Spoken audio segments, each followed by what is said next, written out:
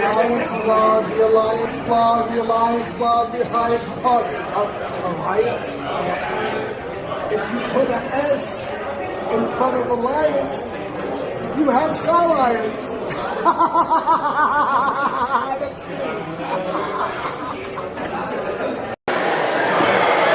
This is Lois Brain here, and I'm advising you to do yourself a favor and watch the Alliance Guys podcast.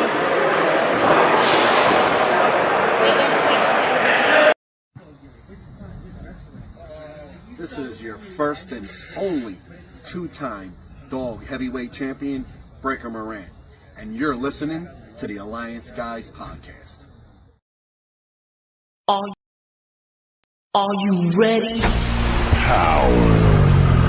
You want answers? I think I'm entitled. You want answers? I want the truth! You can't handle the truth! What we've got here is failure to communicate. I'm building an alliance.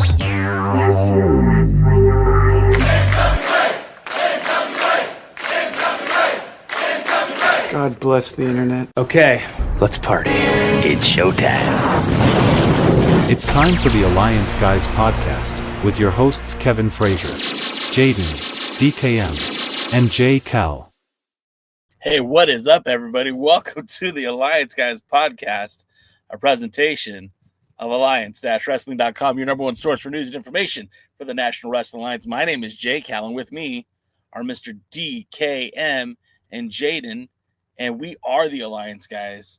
What's up, gentlemen? How are you today? Asleep. Happy my finals are over for today, and I just have 3 more tomorrow. Oh, that's all? Just 3? There's 3, yeah. Hey, first and foremost, the hat. Thoughts? I like it. I can't wait to finally find out if I can get mine. This might be my favorite hat that I've made with the Alliance. That is, it's pretty dope. I remember when the process was starting, you were just planning it out. Yeah, I think we even talked about it here on this show. In fact, I got this today too. The hat came in just today. I also got this, and I wanted to wear this, but I was already wearing this shirt. So, but yeah, man, I'm digging the Alliance merch. I hope you guys dig it too. Of course, the best way to support the podcast financially is by buying a shirt or a hat. Buy the shirt.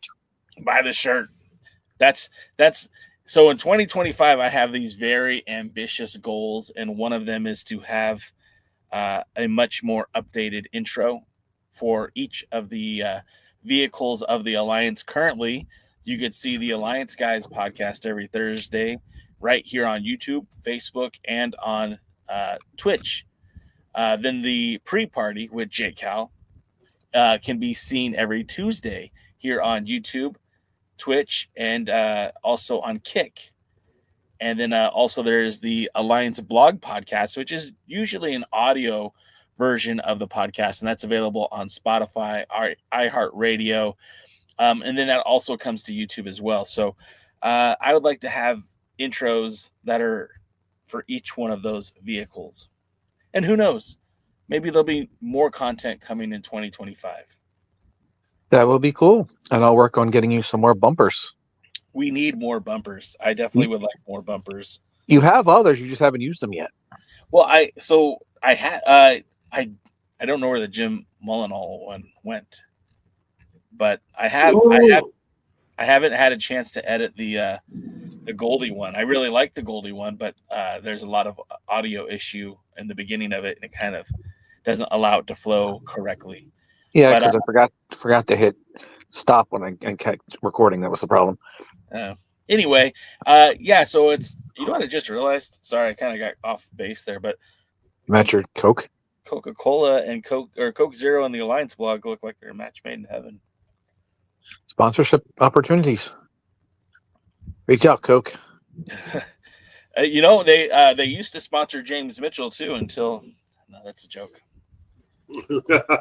I'm glad you laughed at that one. He does wear red and black too. No affiliation intended or implied. Yeah, unfortunately, luckily, I guess Coca-Cola might sponsor a Spider-Man, but I'm not Spider-Man, a Santa Claus, but not a snowman. No, not at all. So you guys just cracking it up tonight. Do you want to sniff a snowman? Oh.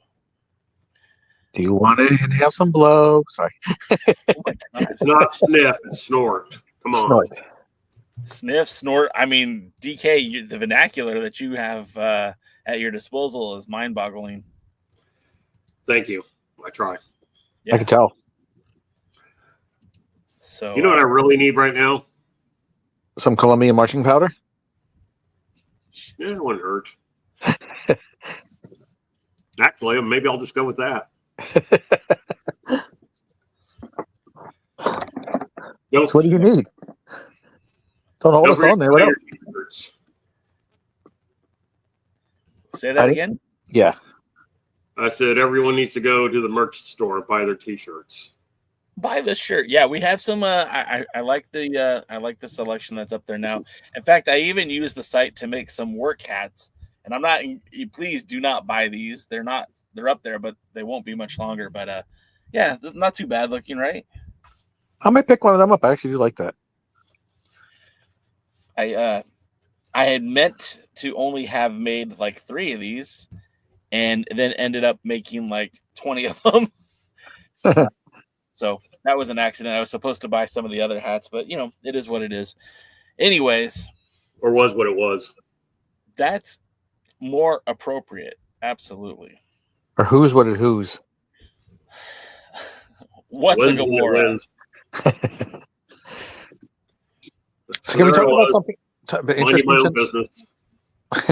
Can we talk about something interesting tonight, like the Superman trailer? Yeah. I don't know how I feel about it. I have a very bad taste in my mouth with when it comes to like non-Marvel comic book properties.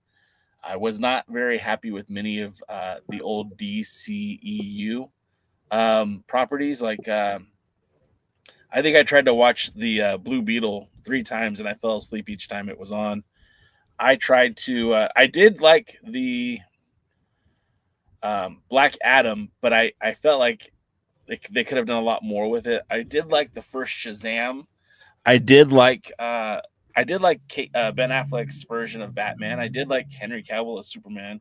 I loved Gal Gadot as Wonder Woman, but I just felt like that whole Snyder stank to me kind of ruined it. And I don't know. I'm optimistic though about the Superman trailer. It looked pretty good, but I'm also like afraid that it might not live up to the hype that I'm already creating in my head for it. Well, that's because you're a whiner. I'm not whining. I'm stating facts. I'm not opinions. Facts, DK. Facts. Right. Sure. I wonder who you stole that from. Some handsome man in Texas, I think. Well, he is handsome. I will grant you that. Anyway. As he's choking on his own saliva or something. Yeah, on his own greatness. Soup. He's choking on his Colombian marching powder. Soup. Choking on soup. All right. Which is why you can't see me right now, because he's falling for soup. Eating soup is not nearly as pleasant as chips or candy or pizza. It's really kind of gross looking. So, Jay. Yeah, I'm here. What do you think just of the trailer, and what do you think about the fact that they released a teaser trailer for the teaser trailer? That was kind of weird. Well, I mean, that's very Marvel-esque. I feel like that's kind of the sign of the times now. You kind of get that teaser, you know, the teaser of the trailer. And I don't have a problem with it. I think comic fans are fickle, you know. I think the majority of us want content. The majority of us want to be entertained. We want to see something fresh. And I think when there's a teaser for it, like that just usually means that we're excited for it. So I don't hate it.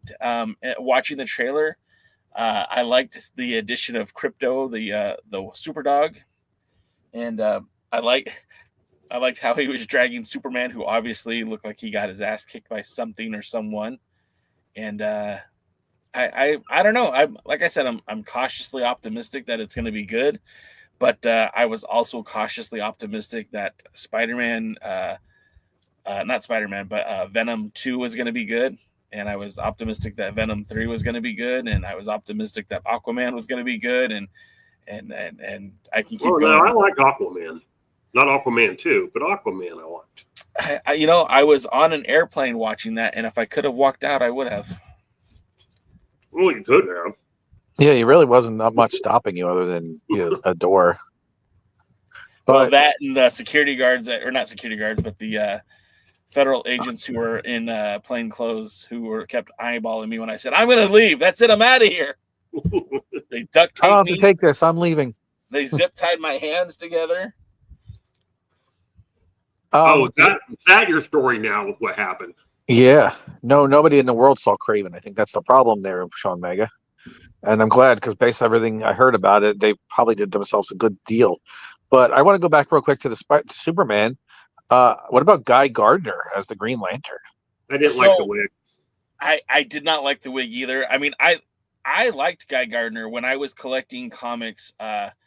I was into the Justice League, not Justice League, excuse me, the Green Lantern, the Green Lantern Corps. And Guy Gardner, I don't know why I liked him. I thought he was a funny character. I thought it was a fun character. And seeing him, I knew it was going to be Nathan Fillion, but I didn't know that they were going to go that hard with the wig, and I didn't care for it. But it might be one of those deals when you see it in the movie in context, it'll be better, I guess. I mean, it's somewhat comic accurate. No, it is, but it's also like I don't know. It's just that's the problem with too comic accurate. It kind of looks like they CGI'd it. I would have been okay with them taking a little bit of creative license with that and maybe just had a much smaller bowl cut, Okay, but whose hair was worse? Guy Gardner's or Clark Kent's? In that trailer? Guy Gardner's. Yeah, because that curly hair they're doing with Clark that makes him look like he's 12. Well, it just means he's a gym bro right now. Or a broccoli head. Did you just say a gym bro? Gym bro, a broccoli head. Oh my god! We can't call him a TikToker anymore because they won't be much. TikTok won't be around much longer. How dare you, sir? We're gonna fight this. We're gonna fight it all the way to the top. What TikTok care? Yeah, I don't know. I'm kidding. No, but I look forward to the trailer. It looks pretty good. I mean, Crypto was kind of cool. I mean, I've never been a big fan of an actual dog being a Kryptonian. I think that's kind of, a little hokey, but it's been around for years. So it's something that's, appropriate. And that robot, what's his name? His robot from, that keeps the, Fortress of Solitude. Yeah, that keeps Fortress of Solitude safe. That was really cool to see that. And there's a lot of little Easter eggs in there. Hawkman. The Justice League in reality. I liked. Honestly, when I looked at the trailer overall, I liked the overall look and feel of it. I don't know. It's just one of those things. A lot of the recent comic movies on both Marvel and DC side have disappointed me recently, and so it's like I don't want to get my hopes up too high. Never get too high, never get too low. Never gonna give you up. Oh, sorry. He's been rickrolled. Anyway, other thing I'm not too fond of, I can't say too fond of, but I haven't been sold yet as Lois Lane. Okay. I haven't seen enough, so I can't truly give an opinion, but the little bit I've seen, I'm not sure yet I believe her as Lois Lane. So hopefully the movie actually does a better job at it than the trailer.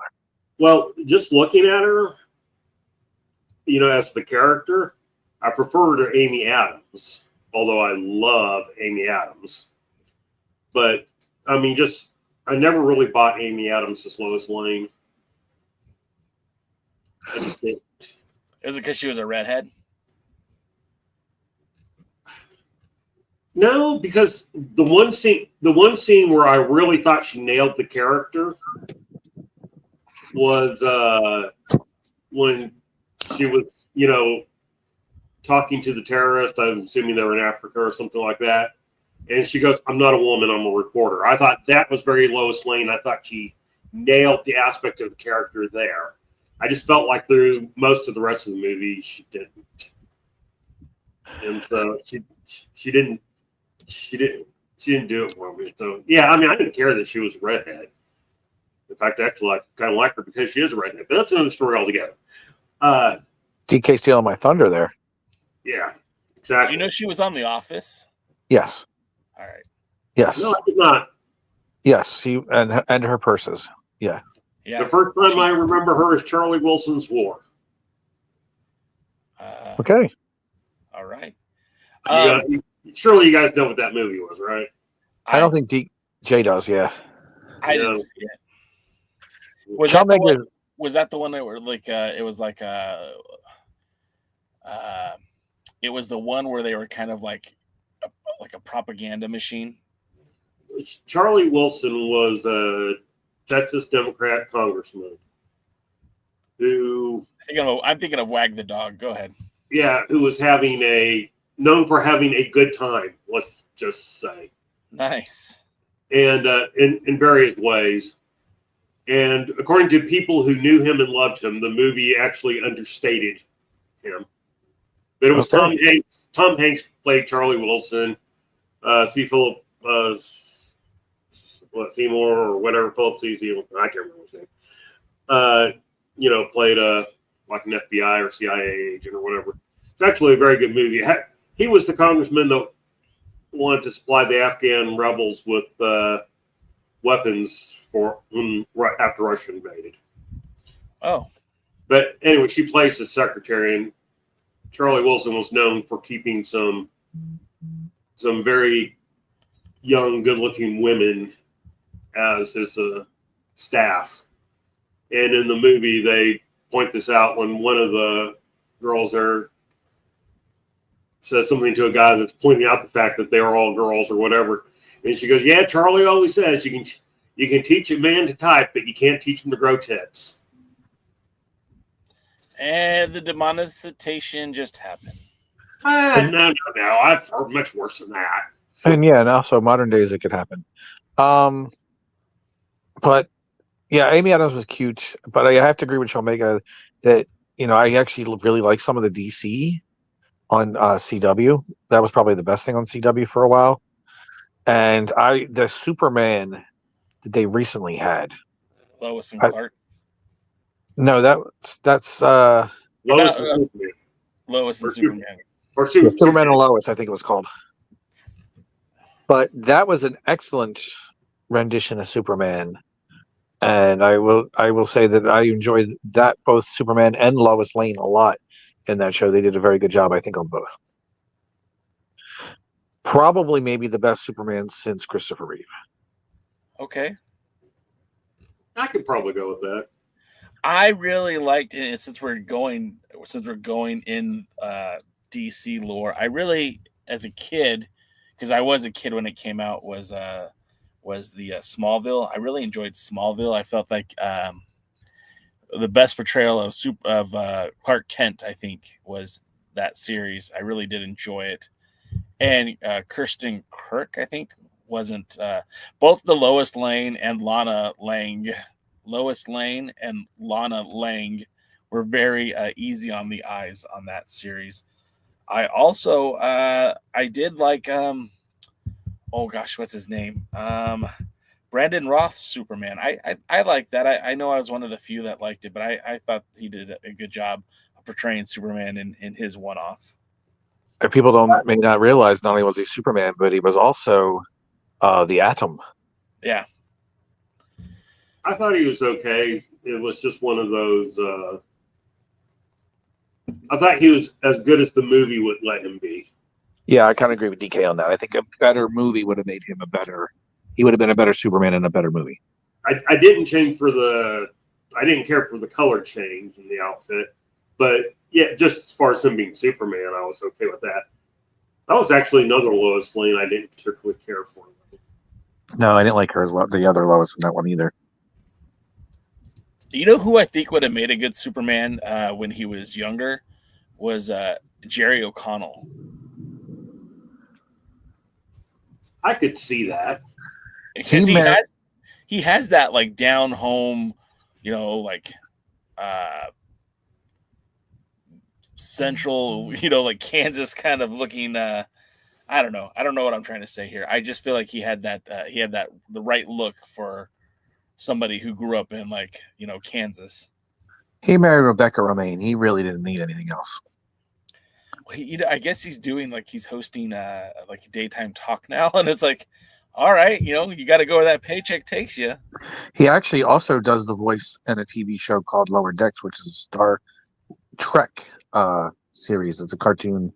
It's pretty hilarious if you're a Star Trek fan. And some people I know in the Star Trek fandom that hate it, but I actually think it's a very enjoyable series. I've actually not watched that one. I need to go. You know, I put off watching it for a long time, and then I binge watched it, and now it's I think the last episode dropped today. I have to watch it, but I very much enjoyed it. I grew into liking it. Some stuff annoyed me at first, but it was too. It kind of reminded me of like the first season of The Orville. It was too Family Guy-ish for a little bit, and then as it settled in, it became a really good show. I think the same thing it was too over the top in its Easter eggs. Like it was really, really beating the crap out of you with it. But after a while, they found their pattern and their rhythm, and I think it came out really good. It actually didn't even take the whole first season. If you do like Star Trek, though, watch the first season of Strange New Worlds. The second season is good, but the first season was a little bit better.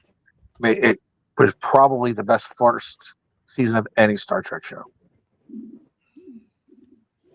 Are you a Trekker? No, me? I know DK is. I'm semi. I tried. I'm not hardcore.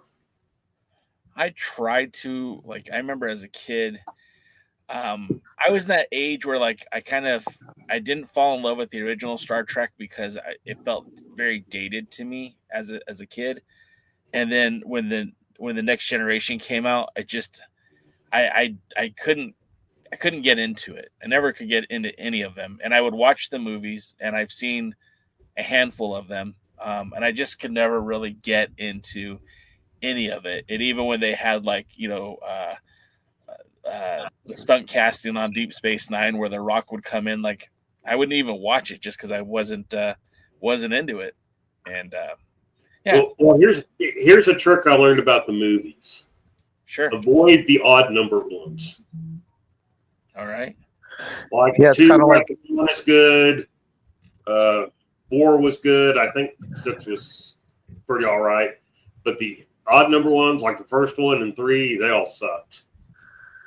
It's kind of the opposite of Windows operating systems. Right. You avoid the even ones of them. Fair. You know, I didn't think this is where the conversation would go this morning when I was getting ready to get the podcast ready to go, but I'm all right with it. Well, speaking of trailers in wrestling, in the NWA, in current wrestlers, did you see the one for, what's it called? Queen of the Ring, Queen something? I sent that to you guys. Yeah, I know. It was trying to segue there, Jay, and you blew it. You know what? Thanks a lot, Jay. The first time I'm professional on this podcast will be the first time I'm professional on this podcast. That's true. Yeah, I thought it looked really good. I didn't know, speaking of the DC CW, I didn't know Emily Richards, I think that's her name, plays Mildred Burke. I had no idea. So seeing her in that role was kind of jarring, but also kind of like, hey, all right, she's pretty decent. And you know, seeing Camille. Wait, that's Felicity? Yeah, from Arrow. Yeah. Holy crap! I did not realize that. How did you not realize that? I don't know. It's the brown hair, I guess, threw me off. She has a face, and I mean this in the best way possible. She has a face that's very recognizable to me. So I as soon as I saw, I was like, I know that person. And after a second, it's like Arrow. I didn't. She had muscles, and she was very skinny in Arrow. Well, she had some. She actually. Wow. I did not. I don't know how I did. Now that you said it, I feel stupid for not picking it out because you're right. She does have a really recognizable face, but I guess the hair and the muscles threw me off.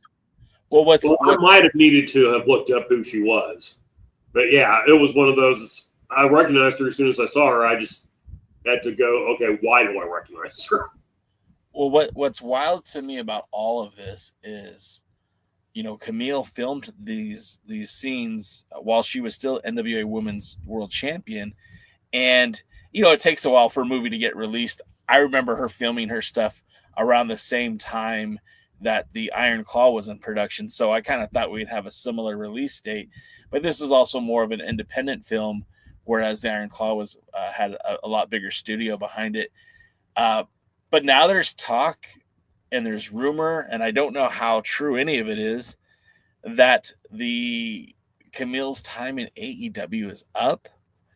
And I'm just thinking, you brought her in to be the bodyguard of Monet, and can I just call her Sasha Banks? I hate the Mercedes Monet moniker. You brought her in to be Mercedes Monet's heater, and then you blew that in the first 2 months, and then they have really nothing to do with her right now. And if they released her, which I wouldn't be shocked if they did, or I also wouldn't be shocked if she just sat at home collecting a paycheck while her contract runs out. With AEW, you never really know anymore. And the fact of the matter is that Camille, right now is the time. Wouldn't you want Camille to be on TV? Wouldn't you want her to be seen? Because you have a star on your programming who's also in a major motion picture that's coming out. And I just don't, I don't know. I'm saying right now that Tony Khan doesn't make good decisions. I'm not the biggest Matt Cardona fan, even though I remember telling you guys, and you believe me, that I can make money when he first got released by the WWE. I'm not the biggest fan. I'm very impressed at how well he got himself over and how he's made a name for himself and how he's making big money on the indies and how everything else. But he is somebody that's got at least some kind of buzz and name value, and it's got a, while it isn't as big as it was a little earlier in his indie career, he's definitely have something going on, and they bury him on the Ring of Honor show that doesn't even have television. And again, the Camille thing, they're not going to release her. She's going to sit home for the next, a year and a half that she has her contract left, probably. And you're very robot right now. I mean, you're making great points, but C-3PO, human cyborg relations. Sorry, I got to do that every time. It's uncanny how much that sounds like Craig Daniels. No, that's not it. Anthony Daniels. I'll be back, but yeah, that's what I'm trying to say, though. It's the poor decisions. And there he goes.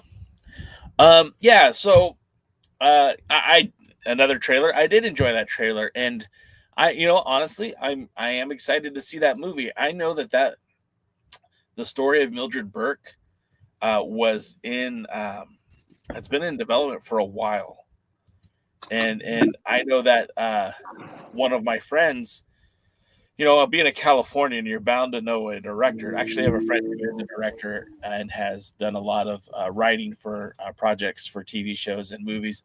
And he had pitched an idea, and I can't remember the wrestler's name, but she was also a female wrestler, and she worked for the CIA as well. I wish I could remember her name. Anyways, I'm excited that that this story is coming to light. Do you know where it will be played? Will it just be theater, or is it like a smaller release, or? I didn't see, but it looks like a wide release. Okay, I kind of look forward to it. I'm more wanting to see it now. I mean, I kind of did want to see it look kind of cool, I hate tapping out in the modern things they have to throw into old movies now. But it did look pretty cool. But now with Felicity as the star, especially early Felicity was a major CW crush for me. You know, I liked the early Felicity. I mean, I always liked Felicity anyway. She probably was my favorite of all the female CW starlets. But yeah, I actually really kind of looking forward to that, and I really hope they do something more with Camille. As in, maybe she's part of it and she promotes it. And if AEW lets Camille go, but as a agreement, she can't go to the WWE. Do you want her to come back to the NWA? Do you think she should go to Impact instead? What do you think? 100% she should go to Impact. DK? I mean, I'd probably go to Impact. It would be better. Well, first of all, I guess this story came from Dave Meltzer, which when Jay asked, does that make it more or less credible? Our answer was, yeah, right. Exactly. Yes, it does. Yes, it does. Makes it more or less credible. We don't know which. Just one of those. Kind of both. She did an interview recently that our dear friend James H. Jackson Jr. had shared with me and probably on the Discord too. But and in the little clip they had or the little bit of the interview that I had seen, it made it sound like she was still working at some kind of angle with Mercedes. So we'll see. Like, I kind of forgotten that since I don't watch it, I kind of forgotten that she was injured. And then I didn't know if she was really injured or if it was just a kayfabe injury. And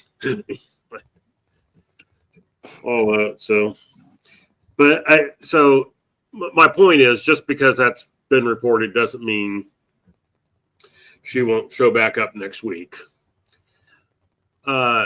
If she is done, I think they said she signed somewhere back in April or March or something like that. And so I would assume that it would be a year contract or something, and that would probably be when she'd be released. So she might be sitting out until then, unless they had injury time, which they weren't going to do because they were the nice promotion until they started doing it. And it'll be interesting. I would go to Impact. Just, everybody's like, oh, she's going to go up north. She needs to go up north. Well, it's not her decision. And supposedly they had interest in bringing her into NXT, and then something happened, and that's how she ended up in AEW, was they kind of lost interest. So, and I don't know if she had just done enough in AEW to re-spark their interest, because AEW certainly didn't use her well. Oh. And, she took that loss to, was it Statlander? Yeah. Okay. That was a lucky guess on my part. It was a correct guess. That's all that matters. So I was right. And we'll see. But I would just probably avoid the NWA for now. I'm not saying she can never come back. But there's a part of me that would go, you leave the NWA, you work a few months in AEW, then you're back in the NWA. It doesn't matter if it was MLW. It doesn't matter if it's GCW or whatever. That feels kind of like just a failure type thing. You left and now you're back. And so, yeah, I would go almost anywhere else than NWA. I mean, she had a reasonably decent relationship with Lucha Libre AAA. And I think like that would be where I would expect her to show up if this is true and if the deal is that she is leaving. I don't know. But then again, well, TNA should be looking for people because supposedly everybody's leaving. And I love how everybody's leaving is being blamed on Tessa Blanchard, even though the stories of everybody leaving was before Tessa Blanchard. Yeah, well, I heard it's a money issue, and you know what they say, and I'm not I cannot confirm or deny these things, but like when a company goes lean is when it looks to sell. You know, every company that I've ever witnessed in corporate America, every time that business is getting ready to be sold, what do? They lay people off, they streamline the process, they get lean.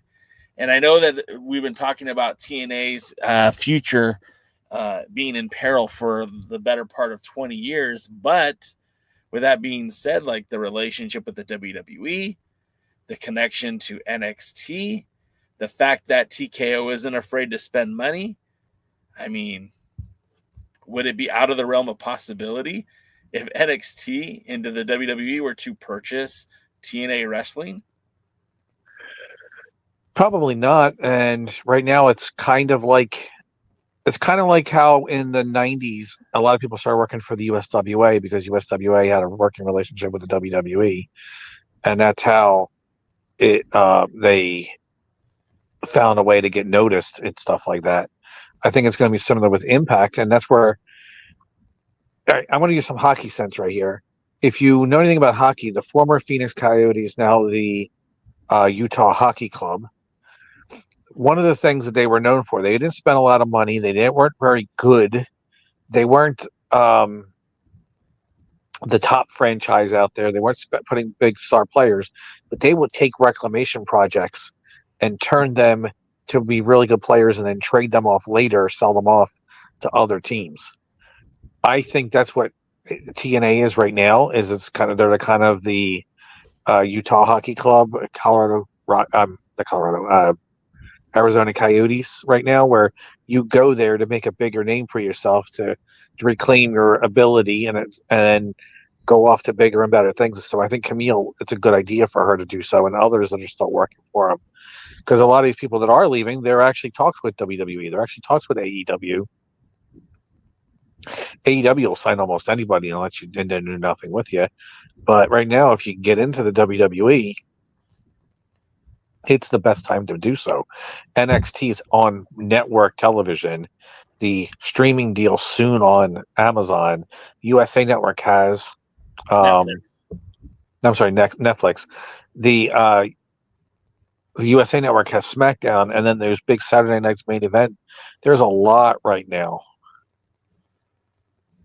No, there is. Go ahead. Real quick, they said the same thing about Sinclair and Ring of Honor for a while too, and look how that had turned out. I just hope Tony Khan doesn't end up buying it. Yeah, that's the other part that I'm worried about. You know who else would make sense, and maybe not, I don't know, but Freddie Prinze. You know, he keeps talking about wanting to start a wrestling promotion, but you know, here's a quick way to do it. But you know, then again, you're kind of inheriting other people's problems and all that too. I don't know. I'm speaking out of my ass. I have no facts to back it up here. I know when companies go lean, it's usually because they're getting ready to be sold. But I said that before about TNA Wrestling. You know, I said that before Dixie even came into the picture. So I don't know. Maybe I'm just making noise, but it wouldn't shock me. I mean, the honest truth is TNA's been sold a few times over. Yeah. Yes. And so, you know, I always told everybody the original TNA died in 3 months. Yep.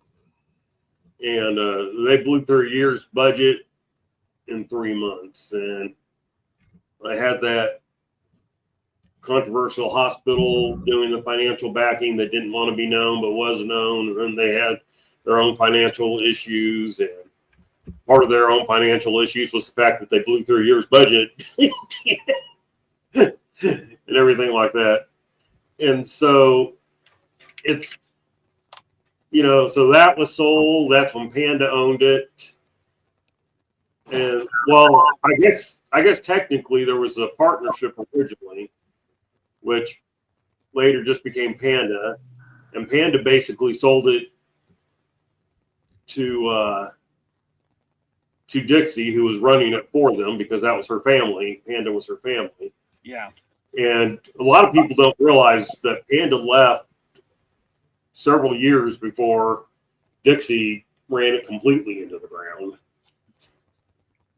And then, so of course, then That's when Billy was trying to buy it and some other people before Anthem bought it. And there may have been no change in there somewhere too. Of course, they brought in Jeff Jarrett, and that lasted. They merged with Global Force and redid all the belts, and then had to redo all the belts again because that lasted 5 weeks.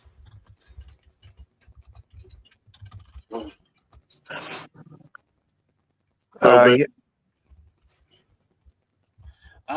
In the chat, Ryan Davis had mentioned that the original TNA was a subsidiary of the NWA, and that is not true. TNA Wrestling was a wholly owned company from the Jarretts that had agreed to license the NWA World Heavyweight Championship and the tag team titles in order to gain credibility amongst modern wrestling fans. It was a brand new wrestling promotion, and much like any good brand new wrestling promotion, they hitched their wagon to that NWA name that still had a lot of value.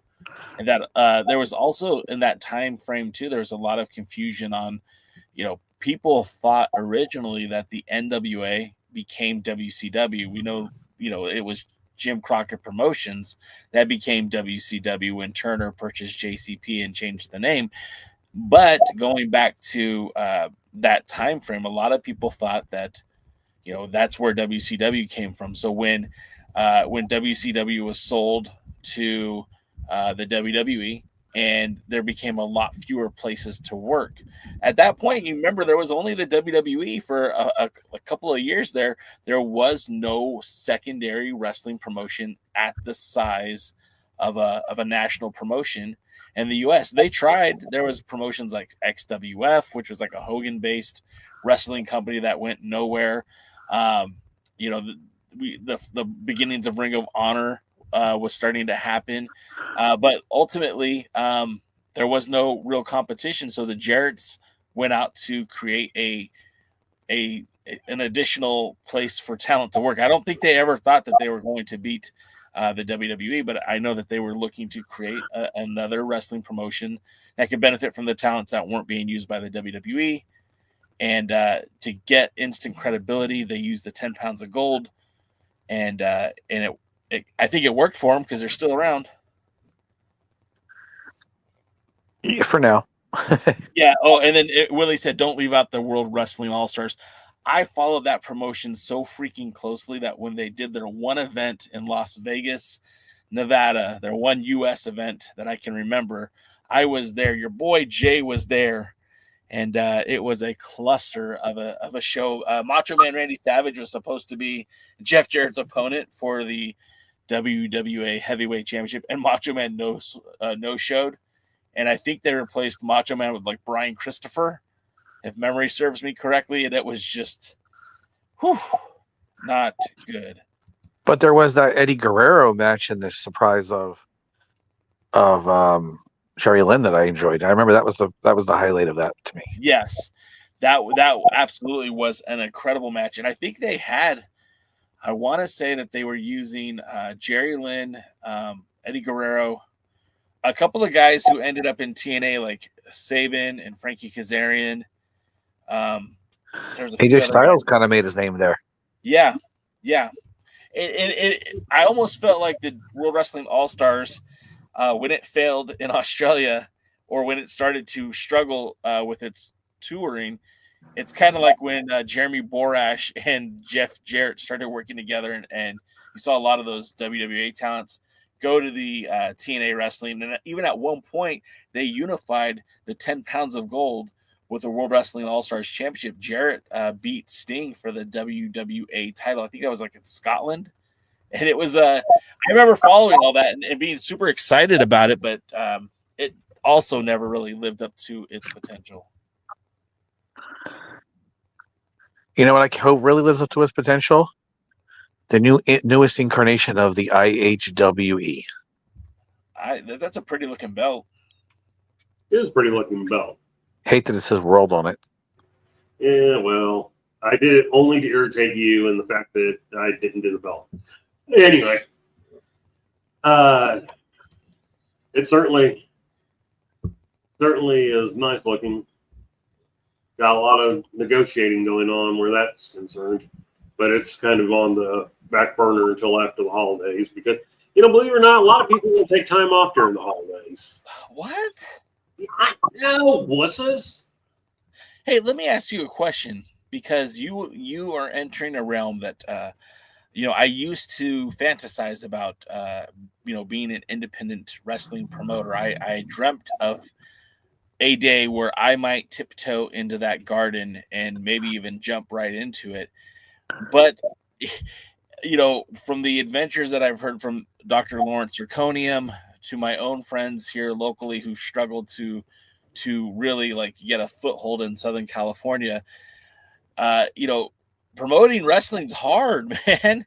And I know that you haven't had an event yet. I know that there's an event being worked on, and I know that you've helped out in the past, but my question for you is this what you were expecting, or have you run into new obstacles that you weren't initially anticipating? Yes, to all of the above. Can you elaborate? Because it's taken longer, one of the reasons I was getting involved in IHW is kind of like the same reason we're talking about with, getting involved with the NWA. It's already got some name brand around the area and stuff like that. But like almost everybody who was a champion has stopped wrestling. Oh, no, that's not good. So like some of the original plans of who were, what I was looking to do with some of the championships kind of got thrown out the window. And so, yeah. So is Corey Constantine still around? He is. He wrestles some, and I've actually spoken to him some.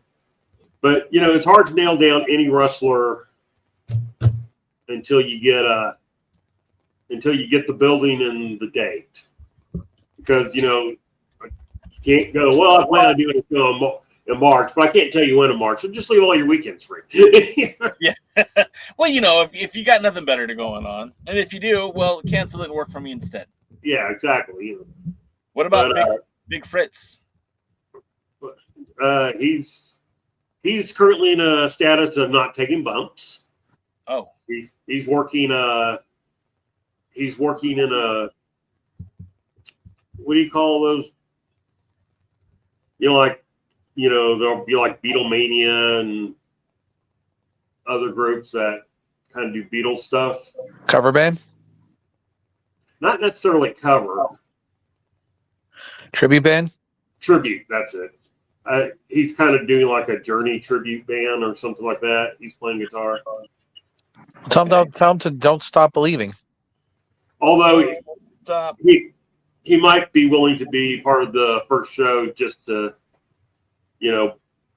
bring the belt in and talk about maybe who's going to be challenging for it or whatever.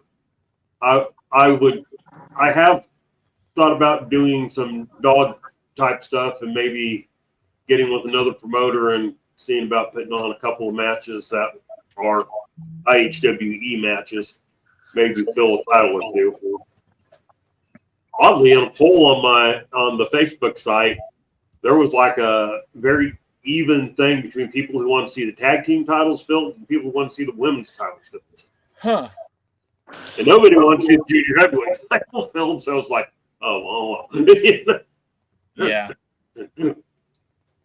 So, but I've actually talked to another couple of wrestlers the past 2 days. One female, one male, and everything.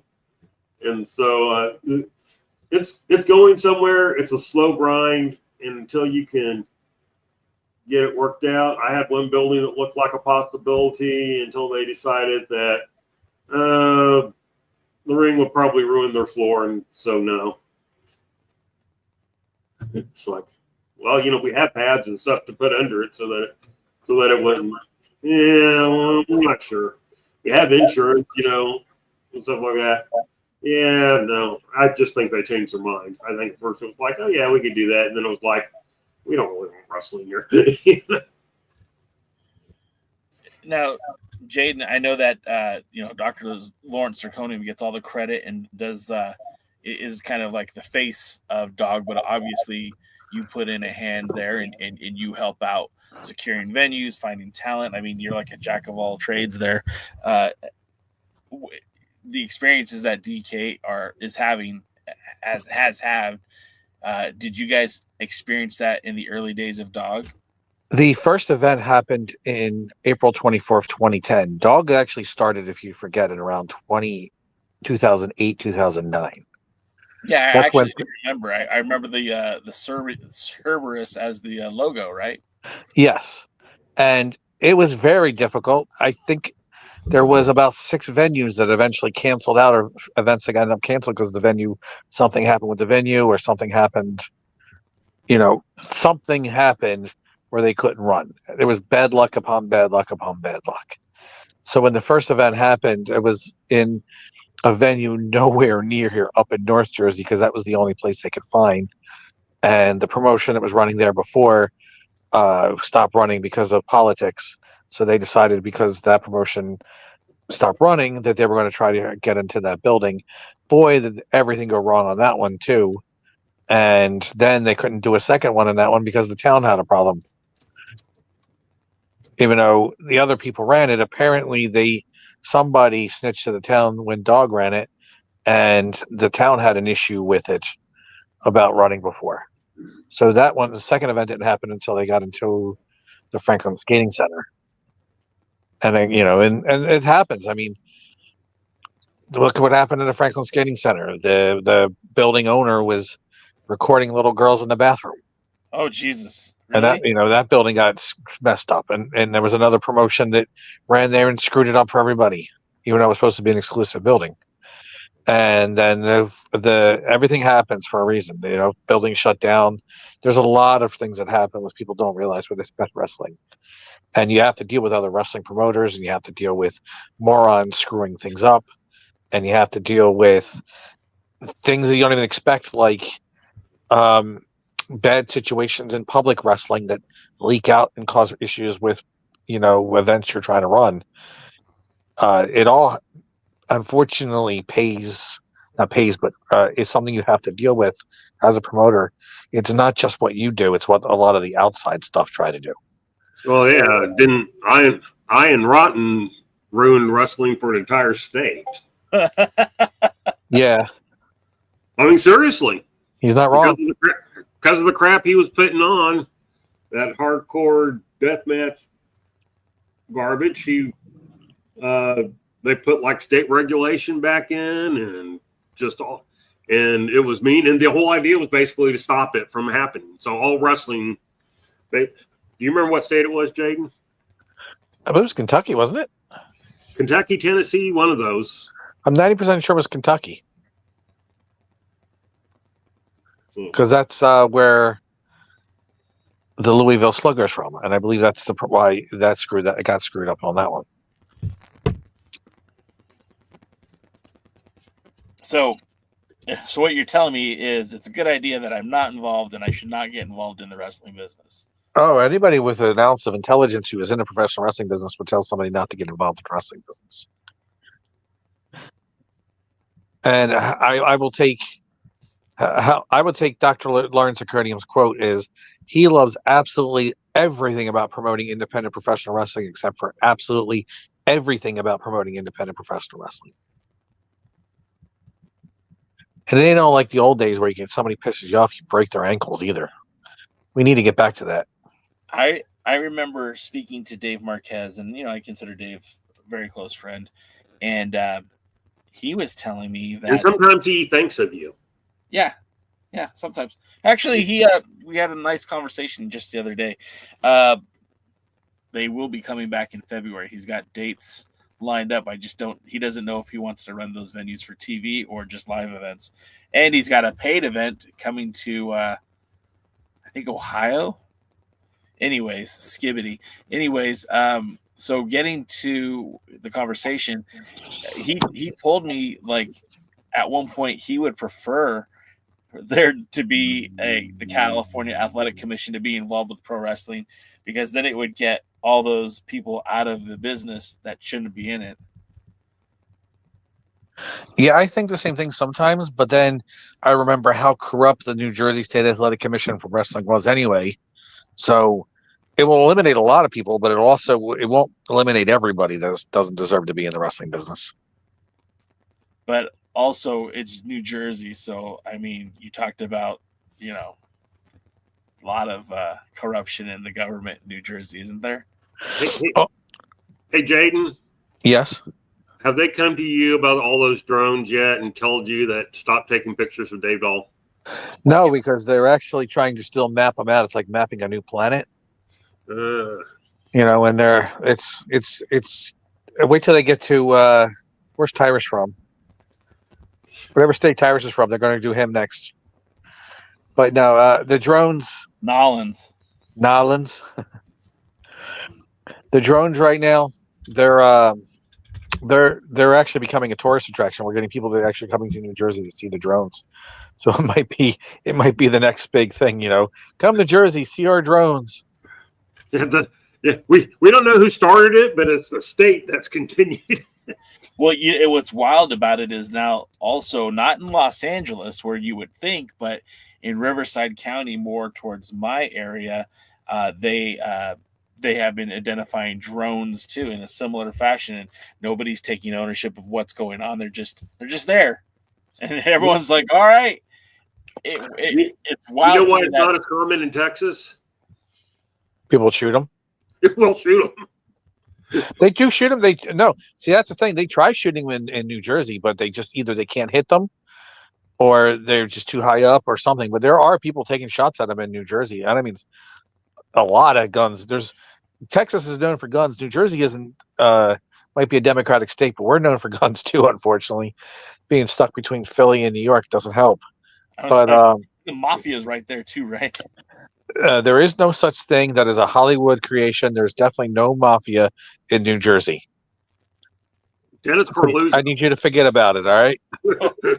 He's swimming with the fishes. Hey, Stu Nod.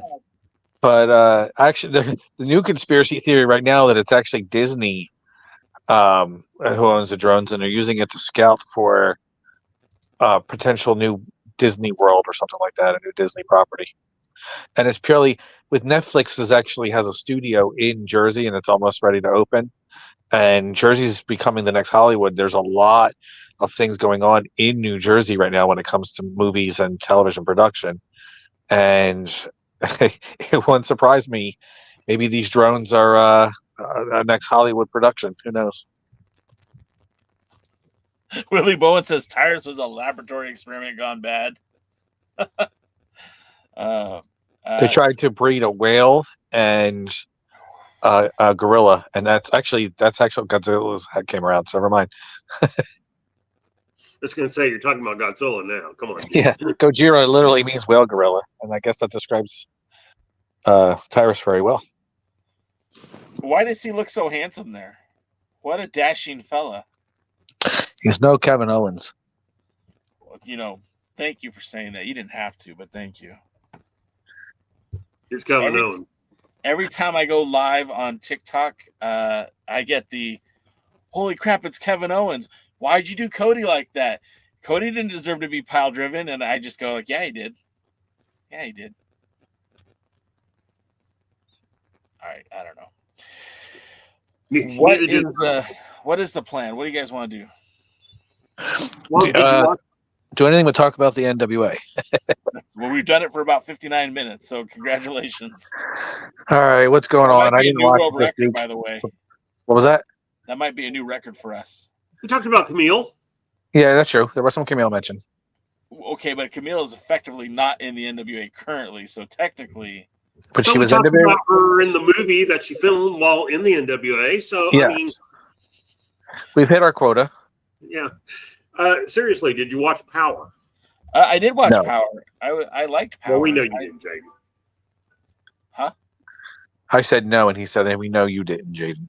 Yeah. I thought it was pretty good. Again, like wins and losses, and I've been going on this like tirade for the last 4 weeks. Wins and losses should matter. I don't know why you have tag team titles in a division that can't seem to keep any tag teams around. The only tag team to not have held the tag titles now are Caribbean Flow, and the only tag team that are not tag team champions in the NWA right now for the women's division are Caribbean Flow. Poyo Del Mar said on the last pre-party that the King Bees are gone. So there is no other women's tag team currently. Now, what they do with Big Mama, what they do with Hollywood Haley J, what they do with Natalia Markova, what they do with Tiffany Nieves, I mean, it's still all up for debate. Obviously, that things could change. And, of course, as we're getting into a new calendar year, I'm sure there'll be more talent acquisitions for the National Wrestling Alliance. But as of right now, like, there's nobody there but the Caribbean Flow. And we, I think on this channel, I think we could support Ruthie J, La Rosa Negra. I think they're a phenomenal tag team, but again, wins and losses should matter. They haven't had a single victory in months, maybe even all year. And I don't know why they would get an opportunity to challenge for the tag titles without any significant momentum leading to that. And the same thing could be said for the national title match as well. That was the national title match? Sorry, national title match. Oh. So yeah, I feel like it's Power. It was a good episode, but I feel like, again, what's hurting the NWA, and it's kind of funny, like on all aspects of entertainment, any type of video content that you're watching. I mean, ultimately, at the end of the day, you're watching somebody telling a story, right? We're all watching a story being told, whether you're watching Superman, whether you're watching the June Byer movie or the Burke movie, whatever it's actually called. You're watching to see a story being told. And in the story, in the art of professional wrestling, the story being told is that, one wrestler ultimately wants to be the top wrestler. And he has to either win the title or defend the title, right? And the antithesis of that is like, there's always somebody chasing the title. There's always somebody that wants to have that match. And for us as the audience to suspend our beliefs, to say like, okay, we understand that this is scripted entertainment. We understand that the results of this match are predetermined. We're consciously doing this exercise to justify our enjoyment of the entertainment. But I find it so infuriating that the person writing this content, this person who's telling this story, does not adhere to the rules of what this universe typically is. Like, if I was writing a story, I wouldn't use water in the same way that I would use fire. Like, obviously, water is wet and fire is hot. I wouldn't, in my story, all of a sudden change that. And I feel like when you have a Billy Corgan produced pro wrestling show, he's not taking into consideration wins and losses. He's not considering that talent should be built into the position that they're in, as opposed to just being nominated and hoping that they will evolve into that talent. And that's what I find very frustrating about this Lightning One era of the NWA is that, look, I don't have to like Carson Drake for him to be television champion. I don't have to buy into it the way that a lot of you guys have on the board. But like, that guy should not have even been in that match. He didn't have any wins leading up to it.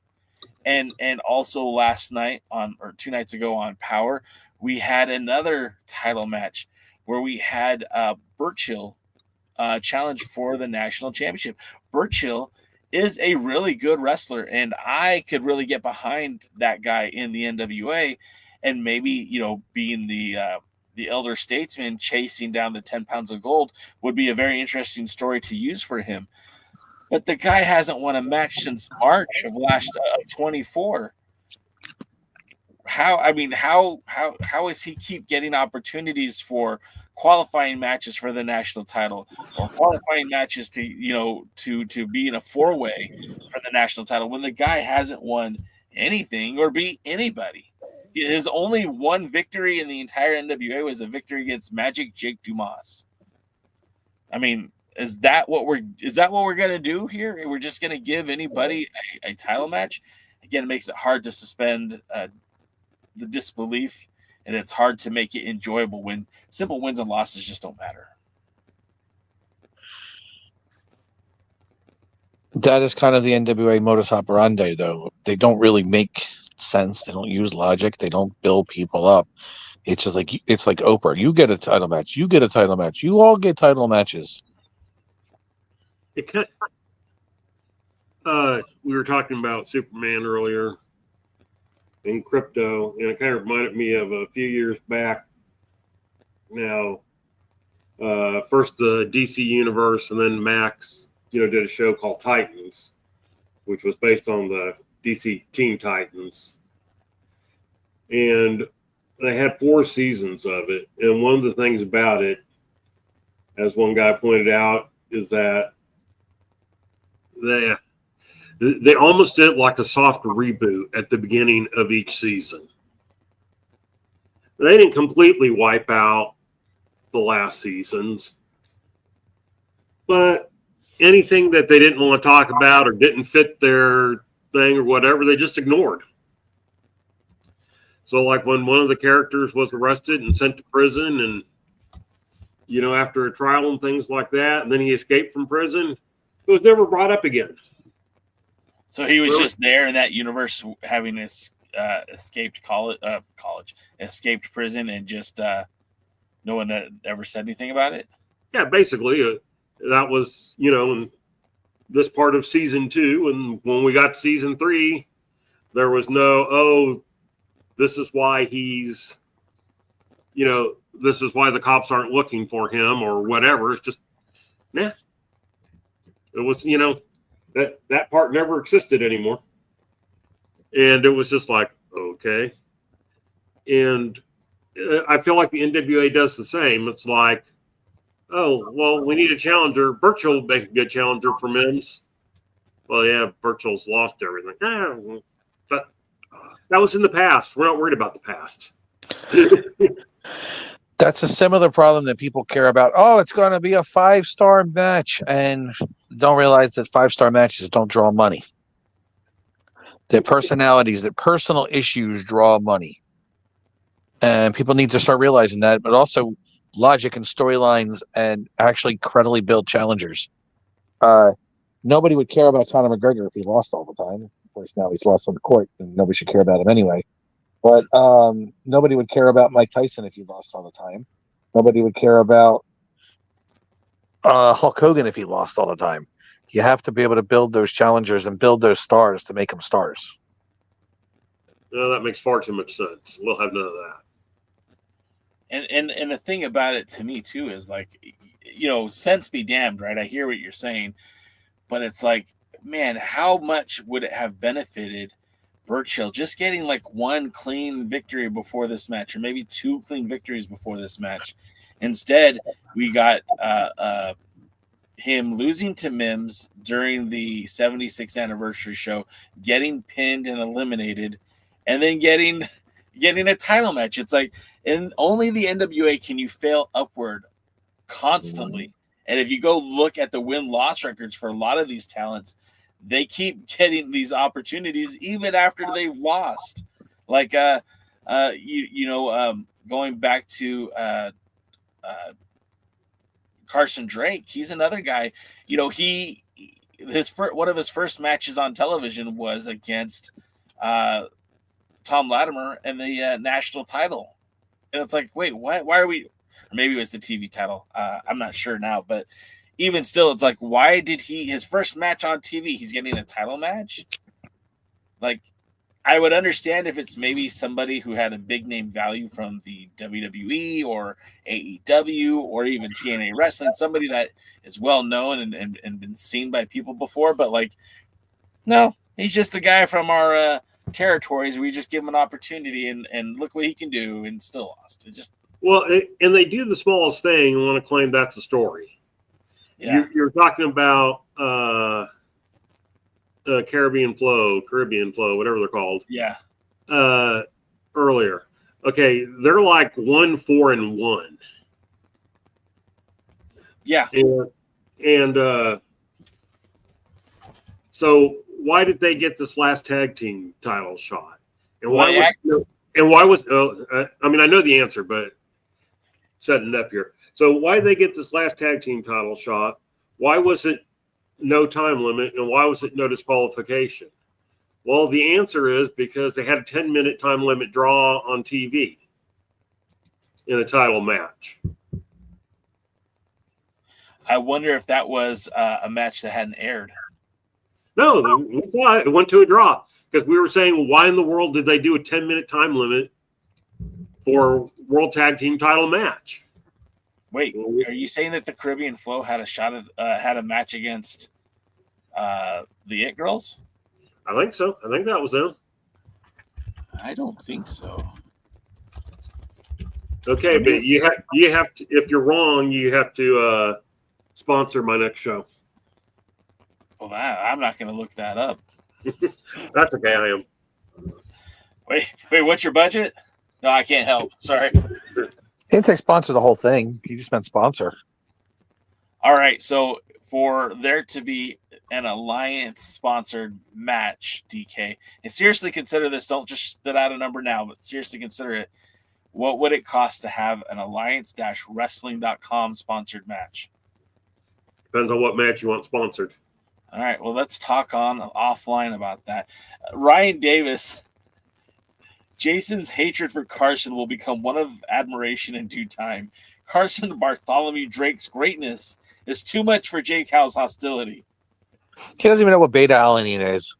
Why? What I want to know, Ryan, and like smarten me up, right?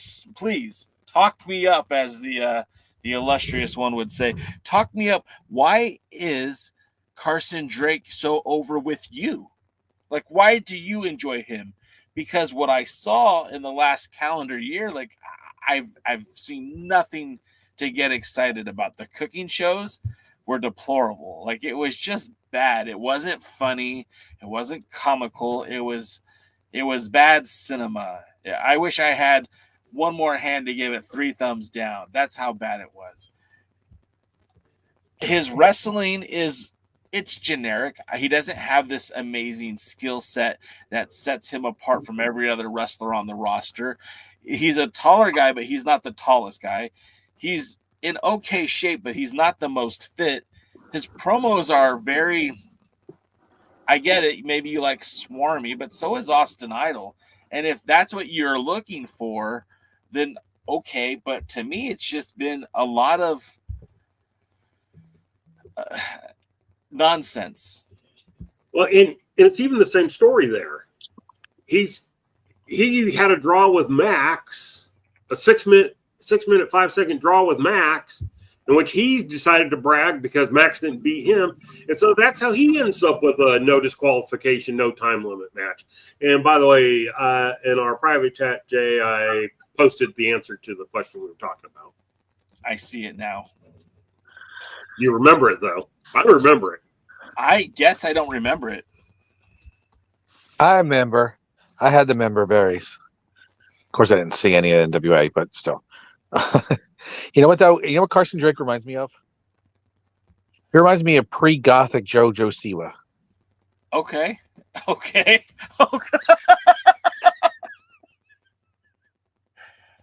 Unfortunately, I see it. That's what he is to me. He's the JoJo Siwa, the pre coming out of the shadow of her childhood star, JoJo Siwa. That's his answer. He's the NWA version of that. I'm trying not to look at the camera because that's hilarious. Does anybody else say it? Put it in the chat. Is Carson Drake the childhood JoJo Siwa? Yeah, Jordan Clearwater. If Jordan Clearwater and JoJo Siwa had a kid, that's who Carson Drake is. I liked Carson Drake better when he was Jordan Clearwater. That's my line. Ryan Davis, thank you for responding.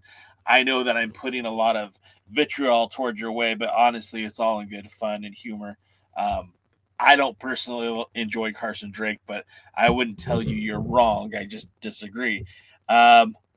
Ryan says, I watched CBD come up through Ohio Valley, and his absolute overbearing attitude mixed with his ability to do great skits. cooking shows, and his ability to play that cowardly heel. The dude's good. Well, Ryan, and like I said on the pre-party, like, look, the training wheels are off now. He got that big victory over Max, and it wasn't without controversy, but it seems like Max has bigger fish to fry with Father James Mitchell and, the Miserably Faithful, and what's going to happen with all of that. Plus, being non-binary, Max can focus on the women's division. Max can focus on the men's division.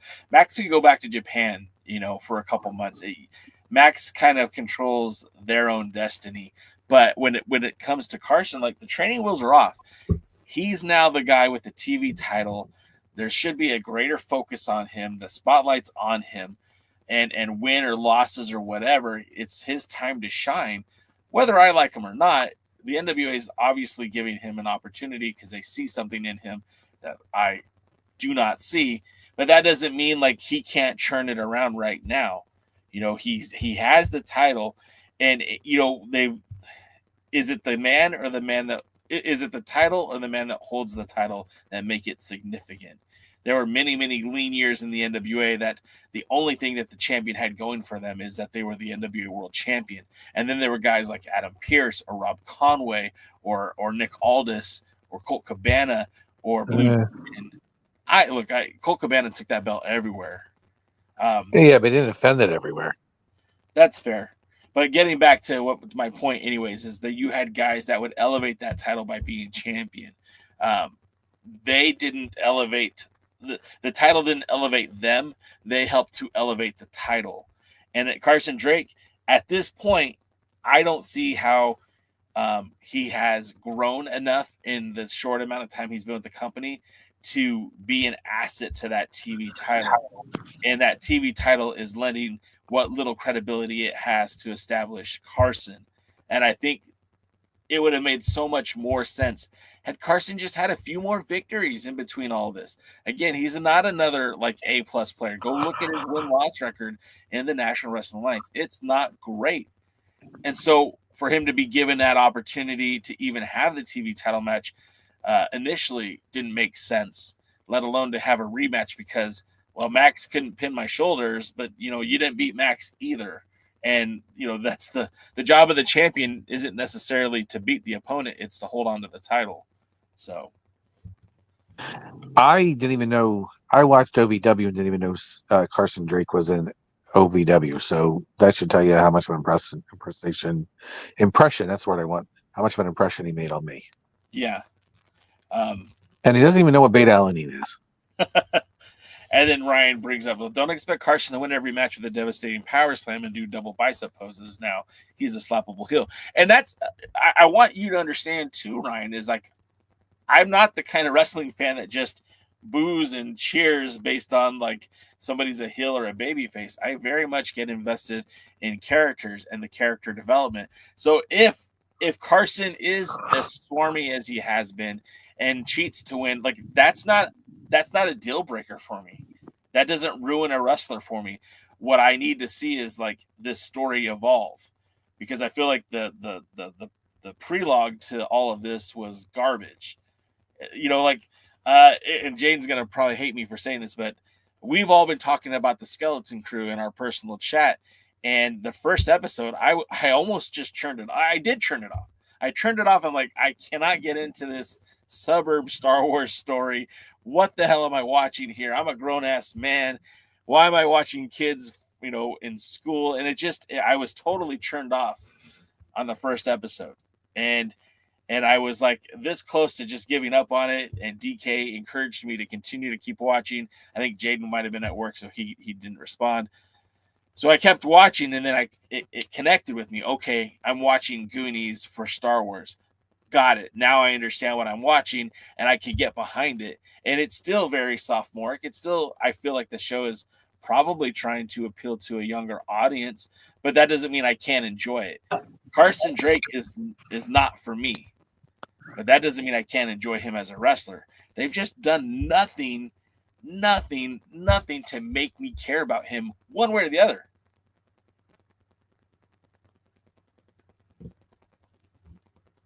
Okay. So what else is going on with the NWA right Is he still talking about Carson Drake? Oh yeah, he was on a diatribe. Yeah, I figured. No, it was good. It was therapeutic. We're all better people now for it. He was bad mouthing. He was bad mouthing Skeleton Crew and calling it a kid show. Hey, he ended up liking it. He turned babyface at the end, but he was definitely trying to get some heel heat out of that. Let's go back a little bit. The day that I was watching Skeleton Crew, I'm sitting on my couch. I'm messaging you guys. I'm like, when does this get good? And you said, "Oh, keep watching. It's gonna get better." And I literally had turned it off until you responded, like, "Keep watching. It gets better." Because I was like, "This sucks." I had zero interest in it, and about midway through the second episode, then it got really good, and I was hooked. But like, if episode 2 would have been just like episode 1, I would have turned it off and never went back. Yeah, I'm actually an episode behind. So I'm all caught up, and I've enjoyed it. Like I said, it got good, and I'm hoping that Carson Drake, everyone in the chat is on this guy, like he's the next big thing. Good. I want to be wrong. Let me be wrong. Let me say I think he sucks, and let him show me that I'm wrong. And you guys were all right. I'm okay with that. Trust me. I've had to apologize for a lot in this life, and I've had to admit when I was wrong. And I wait for someone to make me a Carson Drake fan. Be wrong. The problem is the person who really should be making you a Carson Drake fan should be Billy Corgan, and that's why I don't think you're going to be proven wrong anytime soon unless he shows up in Joe Kazana Promotions, assuming there's still a Joe Kazana Promotions soon, and he's asking for money to continue the product, remember? But yeah, it's on this Discord. Nice to know you don't read the Discord. Yeah, he's asking for donations to keep Joe Kazana Promotions going. Oh, wow. Have you seen the crowd sizes? I mean, it's a good little show. I like it, except for this one clip that Mr. Jackson sent me that was stupid shit. And it's like, well, if they do stuff like that, they're going to tank. But, yeah, I mean, it's hard to keep these things going for very long. You can only put your own money in for so long. Even Gary Silkin figured that out.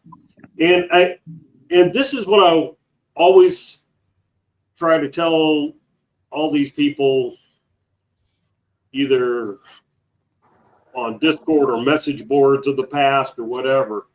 Don't get caught up in that you like it and therefore that means it's good and it's going to be successful, or other people should whatever.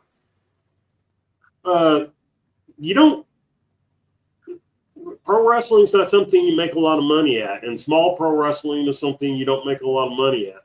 And you do it as long as you have a passion for it, and when the passion goes, you stop doing it. Yeah, I agree with that. Or you start making money. If you start making money, then you kind of keep doing it, but that kind of keeps your passion going, doesn't it, folks? I know people that started making money on it and they liked it less because it became, when they started making money for it, they had to do stuff to continue to make money for it, and they had to deal with people that they didn't want to deal with. Sometimes there is no mafia in New Jersey. There is no mafia in New Jersey. It is definitely a Hollywood creation. And I want you to forget about it because it ain't happening.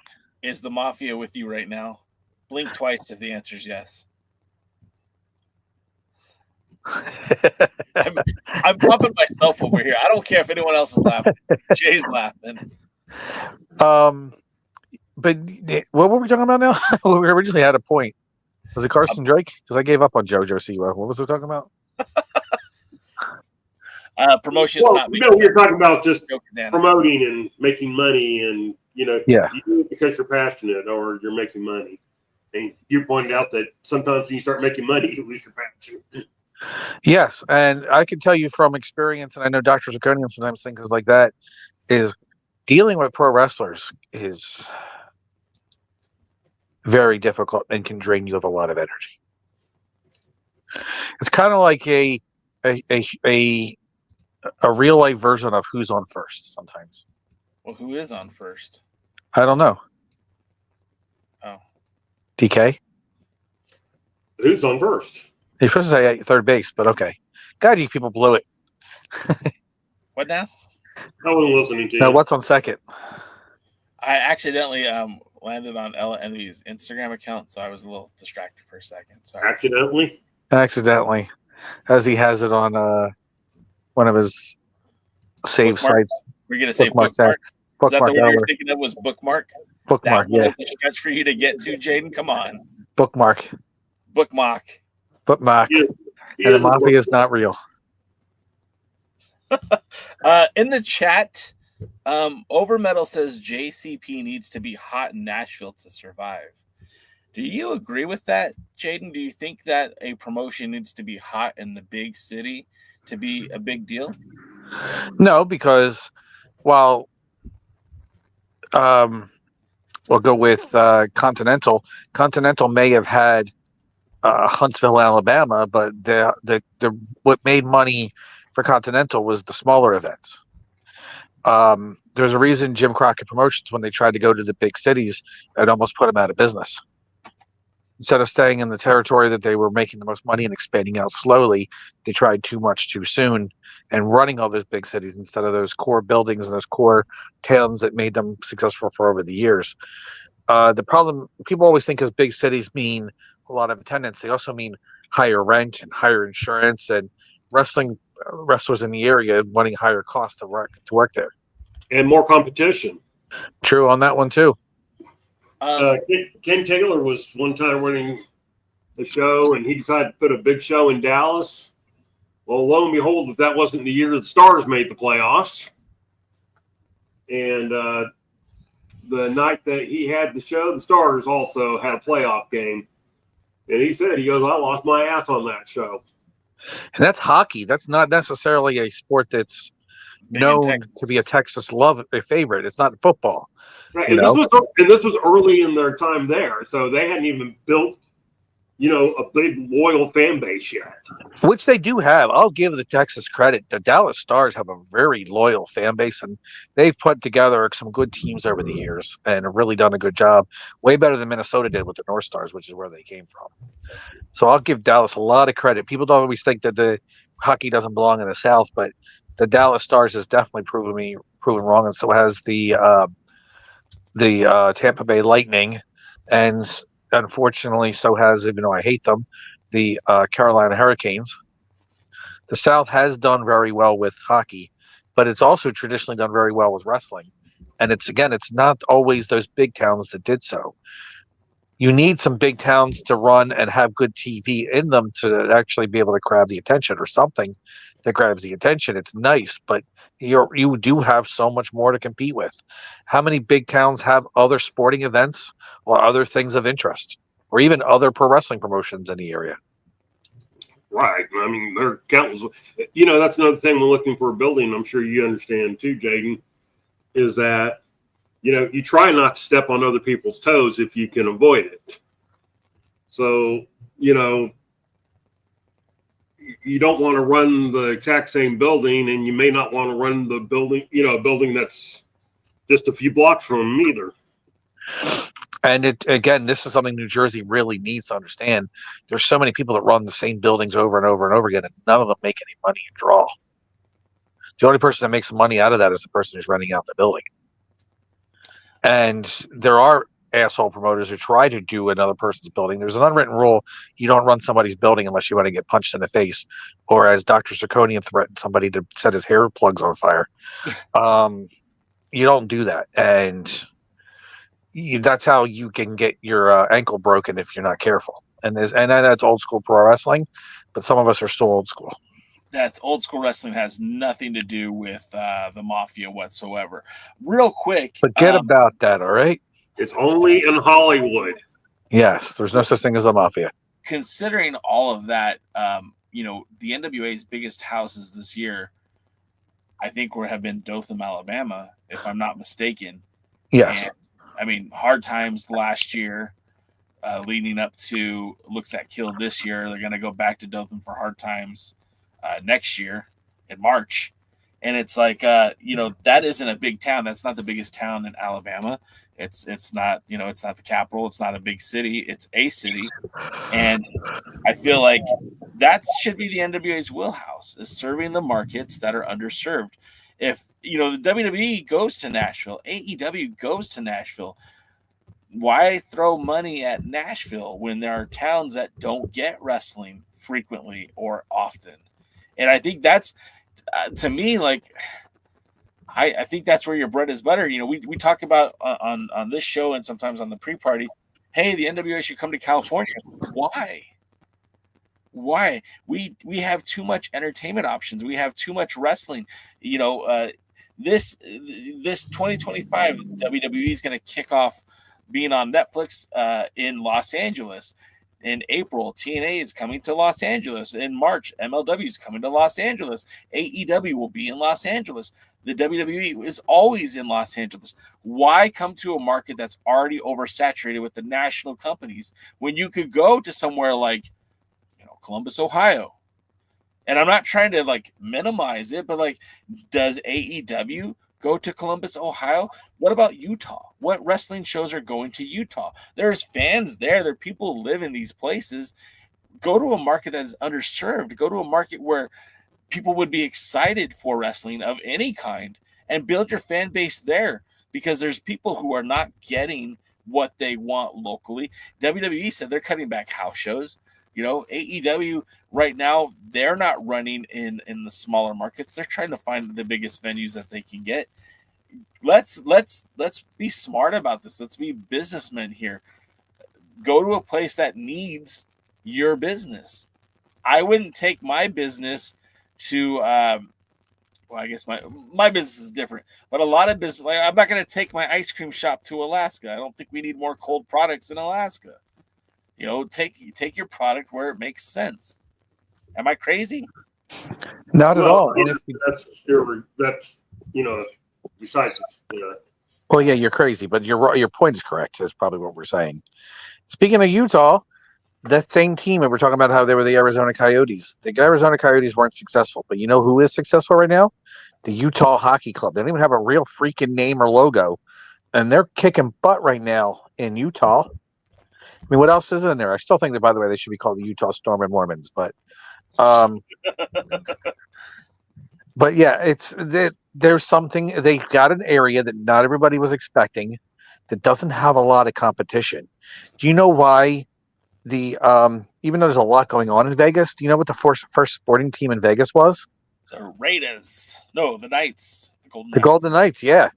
The NHL got into the desert in Nevada first, and they're very successful.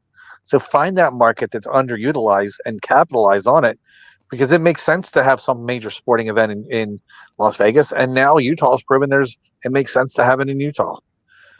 The biggest town the dog runs is Glassboro, New Jersey, and it's not always rustic. It's not always rustic. Is that on the license plate? Yes. By the way, I have some good stories that I can't tell on the podcast about Myrtle Beach. Isn't that where spring break used to happen? Was Myrtle Beach? Maybe. I've had my own fun in Myrtle Beach. I can talk about one time. Also talk about the nice green-eyed Cuban girl I met in Miami one time. Bienvenido a Miami. So Ryan Davis agrees with me. Jade's right. There's zero wrestling in the Myrtle Beach area. You know how big the NWA would be here. Exactly. And especially because North Carolina. Wait, is Myrtle Beach South Carolina? Yes. Sorry, South Carolina. Look, a couple of the NWA boys are from South Carolina. Our very own friend Gary Horn is from South Carolina. That's all, kind of considered the old, NWA Mid-Atlantic region. And I feel like the NWA, even today, currently, is so fondly remembered in those areas that a return would probably be a worthwhile endeavor. They did the Crockett Cup in North Carolina back in 2019. And yes, they partnered with Ring of Honor, but that was a packed house. It looked great. And, I feel like I feel like this shouldn't be as difficult as it is. Tampa Bay is your home base, because that's where you shoot your TV, your signature live events.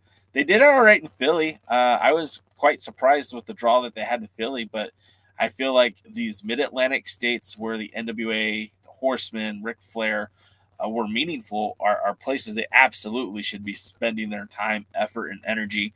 And even in these mid-South cities, with Alabama, with Dothan, you have, I think the term is called a proof of concept. Man, they should be in Dothan 3 times a year if they can manage it. Dothan shows up for them. Why would you test, a market that might not show up for you? I mean, Forney showed up for the NWA, and that was a good show. St. Louis showed up for the NWA. I don't feel like if the NWA came to Los Angeles that the LA market would show up for them. I don't think that's the case. All right, question. Yeah. We always have to remember balance. Where would it start getting dangerous that they would burn out an area if they were like Dolphin if they ran it too often? Yeah, that's true too. And maybe sticking to twice a year is a good idea. But I mean, the crowd has showed up for them, and I don't know. I could be wrong, but I think these are the moves that you want to make.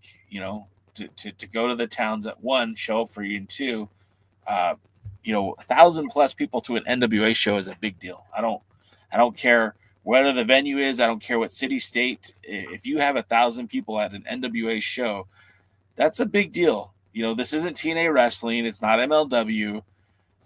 This is just a couple steps above the Indies, and 1,000 people showing up to an NWA event, I think, is a big deal. I was shocked how many showed up to Philly, though, I will say. Yeah, same. And I'll actually credit, if anything, Brian Idol for that. Same. Yeah, and I think Brian's done a good job when they've run some of these other places. But I was telling, maybe it's you guys I was talking to. I don't remember who I was talking to. But, I pointed out when you run a place like Dothan once a year, it doesn't really matter what your card is. It doesn't matter what your stories are. It doesn't matter because chances are half the people in that 1,000 don't even watch. There's just wrestling on. There's just wrestling they can go see, and they want to go see the wrestling. Yeah, no, I get that too. Especially when you do the big local promotion like Brian has done. So that's where it's like, well, it can get dangerous if you start running a place too often because now I may want things to start making sense. Yeah. Now it's like, well, why is Bob getting the title shot when he lost why is he getting a world title shot when he lost the national championship last week or last 3 months ago when he was here? Yeah. No, that's a very good point as well. Obviously, like when we were 40, there was the guy that sat next to me, and he was like, I've never been to an NWA show. I just was in town, and I knew there was wrestling, so I came to the show. All right, well, let me fill you on what you need to know. This guy sucks, but he's pretty good. Yes, no, maybe? Maybe. What promotion, honestly, what town would you think the NWA would thrive in? That it's not currently in? Yes. We briefly kind of spoke about Utah or Idaho. I personally, I haven't done enough research to tell you, but I look at my limited knowledge of the independents. There is not a big independent circuit in Nebraska. You don't hear about the big names coming out of Idaho, right? And so I think if I am looking to find new fans to build up an audience that could tune into X or YouTube or however they want to watch my product, you're not bound by just, where you could get a TV crew at. You could literally go anywhere. It's not like Billy's got limited funds. I know he doesn't want to spend all of his money on wrestling, but again, okay, you could run an event in Cody, Wyoming. You could run an event in, Salt Lake City, Utah. You could run an event in Boise, Idaho. You can come into these areas that especially, I don't know if you guys are aware of this, but there's in the last like 5 years, there's been a lot of people moving out of the state of California. So the populations in towns like in states like Idaho or Arizona or Utah, they're growing significantly because a lot of people from California were trying to leave the state with higher taxes. So these people live in these markets, who grew up going to baseball games and watching, going to live football and watching wrestling and now not having access to much of that stuff. I think like that's where you go. You go where the population's growing, and you go where they're underserved by, the WWE and by AEW, by proxy New Japan.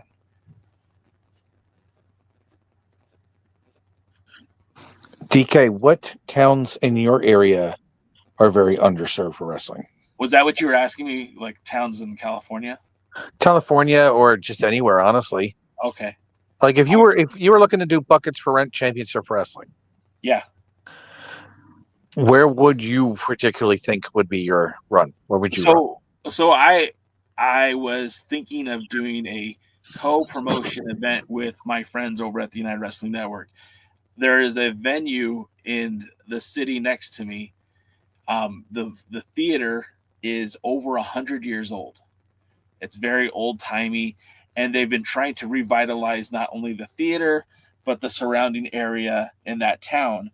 And, that theater, because it's historic, they have committees to try to keep the building preserved. And it's mostly served as a cover band performance area.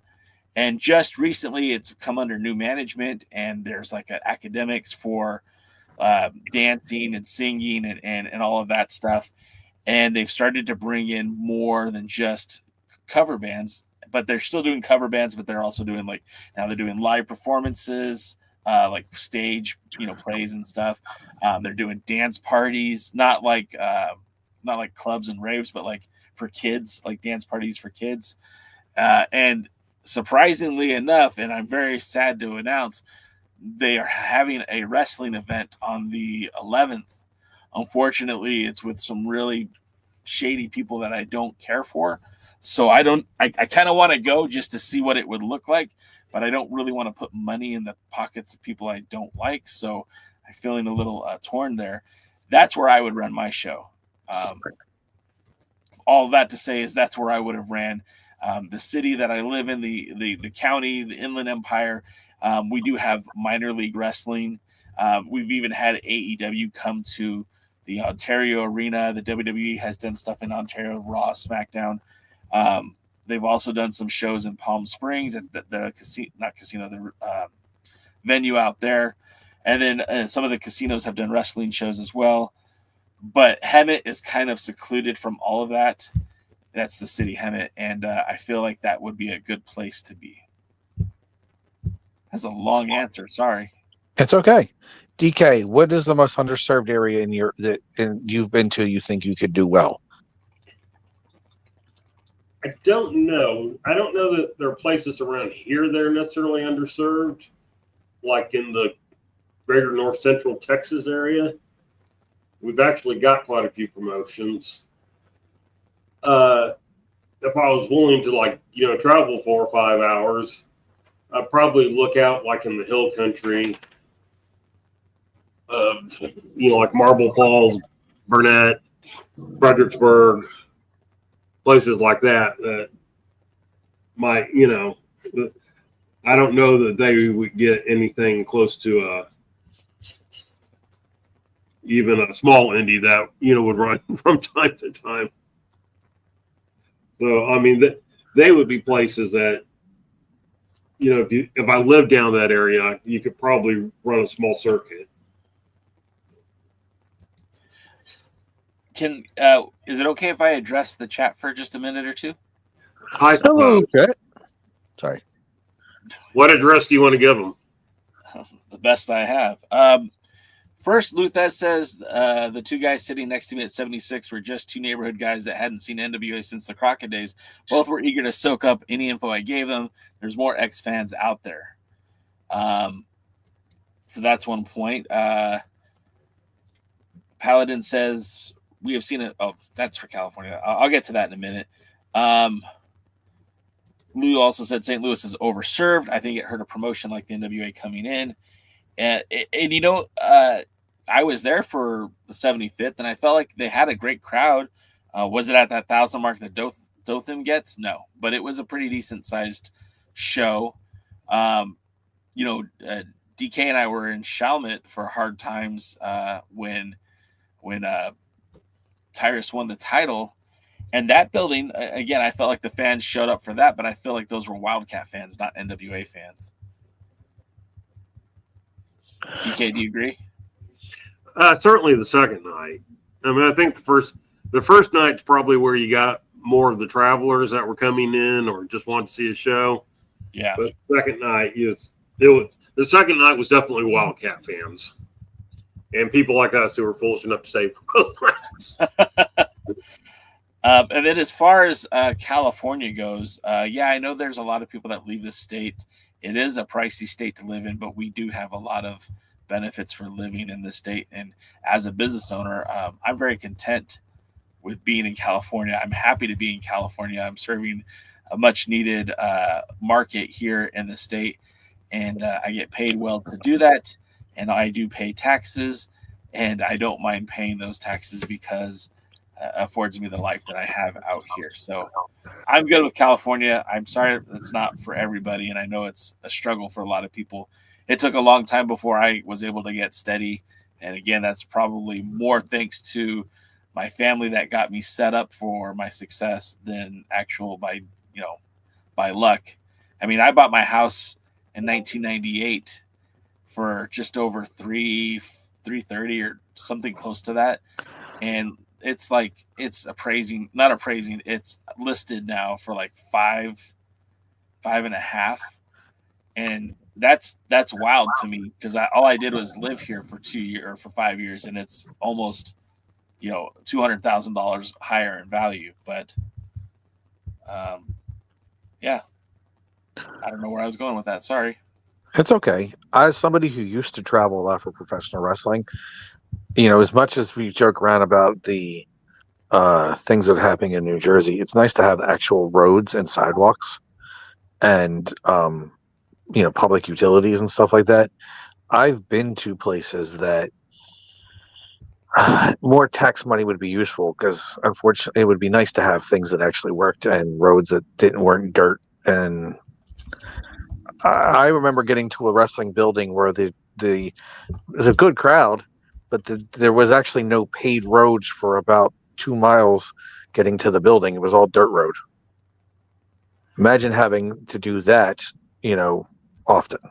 And of course, that was back in the 90s, but still, it might have improved since then. Potholes still suck in New Jersey, though, and there's no mafia. Potholes suck in California too, man. And we don't get enough rain for us to have potholes, but yet here we are. We get rain, snow, 500-degree temperatures, hotter than Alderaan after a Death Star attack, Yeah, I know. And then it could be freezing the very next day. That's New Jersey. We have bipolar weather. Oh, I was going to say, you just described Texas for the last several weeks. It's either freezing or hot, and it's all the same week. We've had a record heat wave and a record snowfall in the same week here in New Jersey. Well, that's wild. Yes. So is there any actual NWA events coming up other than, they just had Dothan, right? Yeah, so Dothan just happened, and then also we know that coming up in the first of the year, not the first actually, but coming up, I think it's I don't remember what the day is, but Shockwave is the 11th. There it is. So just a couple of weeks, less than a month away from Shockwave, which will be the first NWA the second NWA event to happen in Forney, Texas. Obviously, the first being the Crockett Cup. They were there last year, and they will make their return to Forney again on Saturday, January the 11th. And then, there's this weekend. There's also the Joe Kazana Promotions event that's coming up too, 8 Crazy Nights. And then the NWA also announced that it will be returning to Dothan for Hard Times on March 22nd. Again, the fans are showing up for the NWA in Dothan, so soon sounds like they're going to be heading back there one more time. Wasn't there? Oh, I thought there was something else coming up too. Maybe I'm wrong. I think we hit that already. There was Looks at Kill. That was last weekend. And, there's not a lot of spoilers out there, but there is some. And we'll talk about that another time. Luthez says WW rescheduled the date. That was this Saturday. Yes. Okay. I thought I had something I tried to remember. That has something to do with like flooding, right? That I am not aware of. Apparently, it's very wet in St. Louis right now.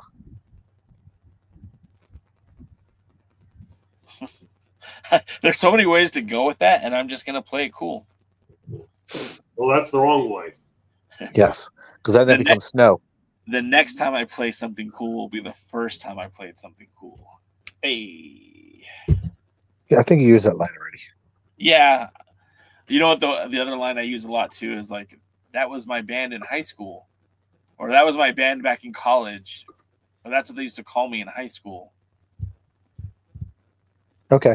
My daughters will like say something like, "Oh, this spaghetti's wet." Oh, they used to call me my band Wet Spaghetti back in college. No, they didn't. No, the whole thing is just the joke is that I keep doing it over and over again. They hate it, but it's fun. The more they hate it, the funnier it is to me. That's why you do the dad jokes. By the way, I sent you a couple good ones. Yeah, I think I have one that I'm going to use. I wanted to do more Christmas ones around this week, but it's been so busy. I just didn't have time.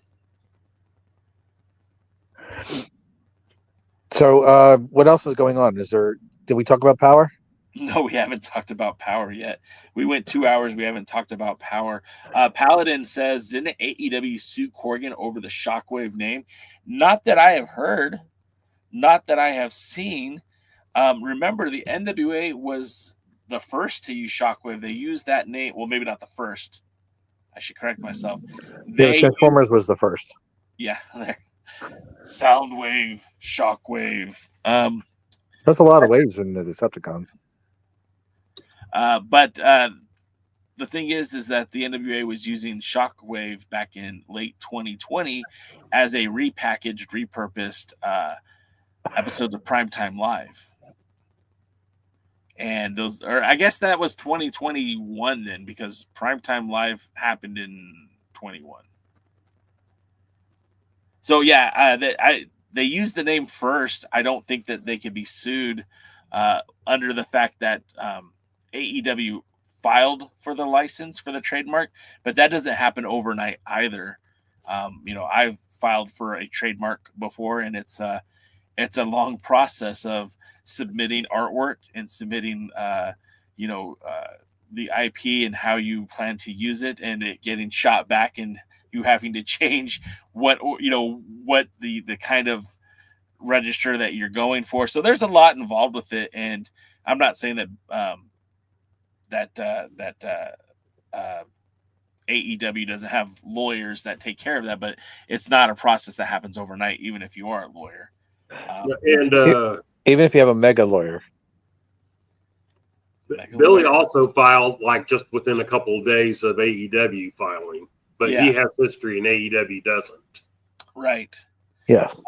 Real quick, Roswell said, I turned Power off. I was not into it at all. It's hard. Go ahead. Just go into the matches real quick so we actually know what happened, and maybe we'll understand why. Just don't go into details. Just what was the matches? So what we kicked off was with the women's tag team titles match. Ella Envy and Samantha Starr, the It Girls, defended the women's tag team titles against the Caribbean Flow. As DK pointed out earlier in the show, this was a rematch because Caribbean Flow had had a time limit draw. Yes. So they set up this match to have a no count out, no time, and I thought it was a good match. I really enjoyed the ring work of Ella Envy, and I think La Rosa Negra is always fun to watch. She had a part where she slammed Samantha Starr, and she looked like she muscled every bit of that body slam up from the ground. It was impressive. I thought it was a pretty good match. The way that Ella Envy works in the heel that she is, I mean, she's perfect in this role, and it's almost like she's manipulating Samantha Starr out there, who she's been a heel too the entire time, but it feels like it's Ella's world and everyone else is just living in it. What'd you think of that match, DK? Wasn't it into this one? There was a pretty big botch in it that anybody who watches it and pays attention will see. I might have missed that. Tell me what the botch was. Man, you got to go back and watch it, man. Got to go back and watch it. Not gonna do it. Wasn't that good? Exactly. And so it was. I don't know. I found it to be a little bit idiotic when everything was said and done. I didn't particularly care for it. So that was my not good match of the show. Okay, next. Okay.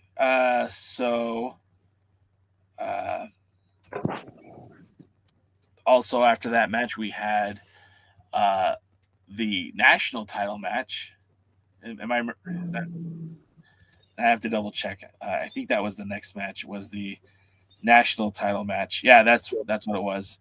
Black G's with Mims with Black G's defending the title against Burchill.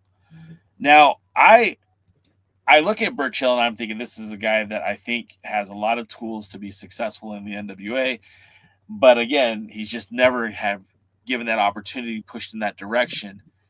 And so when he comes in looking like $1 million and wrestling well, and they still just use him to put other guys over, it's kind of confusing. And again, I didn't expect Mims to lose his title on his first defense after winning it. But again, there was almost no build for this either. And there's no reason that Burchill should have gotten a title shot. There was no feud between the two that was extending out from 76, or at least if there was, it wasn't tied together real tightly. So, I mean, it was a fine match, and Mims had to cheat to win, but it's just, it was a good enough match. It's just, again, there's no story connected to it, so it made it much less interesting. DK? This is one of those in isolations. It was a good match. I enjoyed the wrestling match that I saw. In overall storyline, like Jay points out, it was kind of weird. It didn't make a lot of sense. I found the ending a little bit weird, but not necessarily bad. But Church's Money finally went with that gimmick and had a collection plate, which he hit Burchill with, and Mims hit some finisher with, and after, and Burchill kicked out, and so Mims hit another move and then got the pin. So it was like a non-clean victory, clean victory. I don't know how to describe it. Well, and then the other part of that too, and without getting into too much detail, but PB Smooth's manager, handler, whatever you call him in Exodus Pro, also uses a similar gimmick, and he has his own collection plate. And it just feels a little like, what are we doing here, guys? Like, you're literally ripping off one of your guys in the territory. G's never had a collection plate before this. Why now? And it's just, I felt like that was kind of in bad taste, but other than that. Before we go any further, DK, real quick, are you starting to see what I was telling you about Burchill now? Yeah, I mean, as an in-ring talent, he seems pretty good, and he and Mims had a good match. Again, I'll need to see him more, and see if he can get over a little bit. Honestly, this crowd, and I realized that, they were kind of in their studio things, and it was after the hurricane. Yeah. I didn't find this crowd to be an enthusiastic crowd. I mentioned, last week after Max nailed Sinister Minister with a clothesline, and the entire crowd just kind of sat there. I mean, there was no clapping, there was no booing, there was no cheering.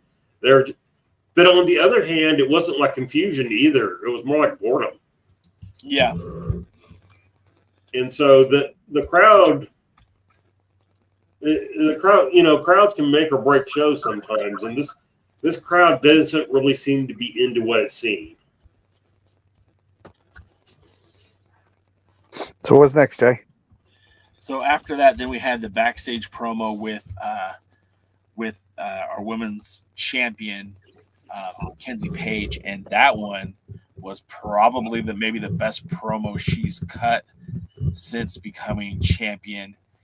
The whole part of her saying it, like, what is it? She says, I'm a champion, I'm the best women's wrestler, and I'm a business owner, and I'm this, that, and the other thing. And I'm like, slow your roll, hold on. That's not, stick to the wrestling talk, stick to what's important. Let's not get into that.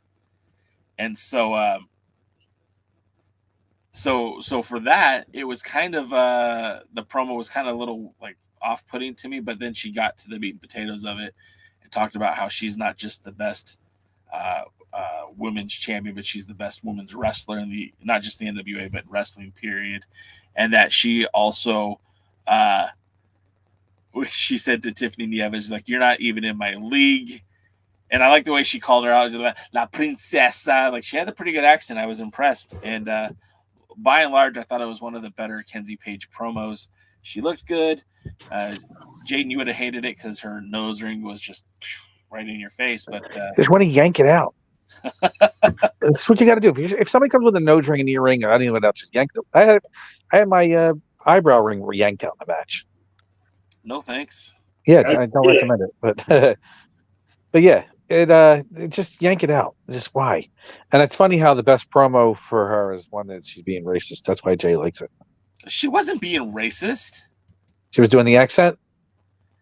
When you speak Spanish, you're supposed to use the accent. You know how funny it would sound if I was speaking Spanish and I didn't try to enunciate in that vernacular. If I was using my current dialect's accent. You've apparently never been to Delaware or any of the southern states, because that's exactly how they do Spanish. Well, gracias. Well, look, just because they do it doesn't mean it's right. I have conversations with people who speak Spanish, and they tell me my Spanish is pretty good, and that's all I'll say about that. Yeah, you learned it by injection, I heard. What? What the fuck? I guess reverse osmosis would probably be more accurate. What was the next match, Jet? Yeah.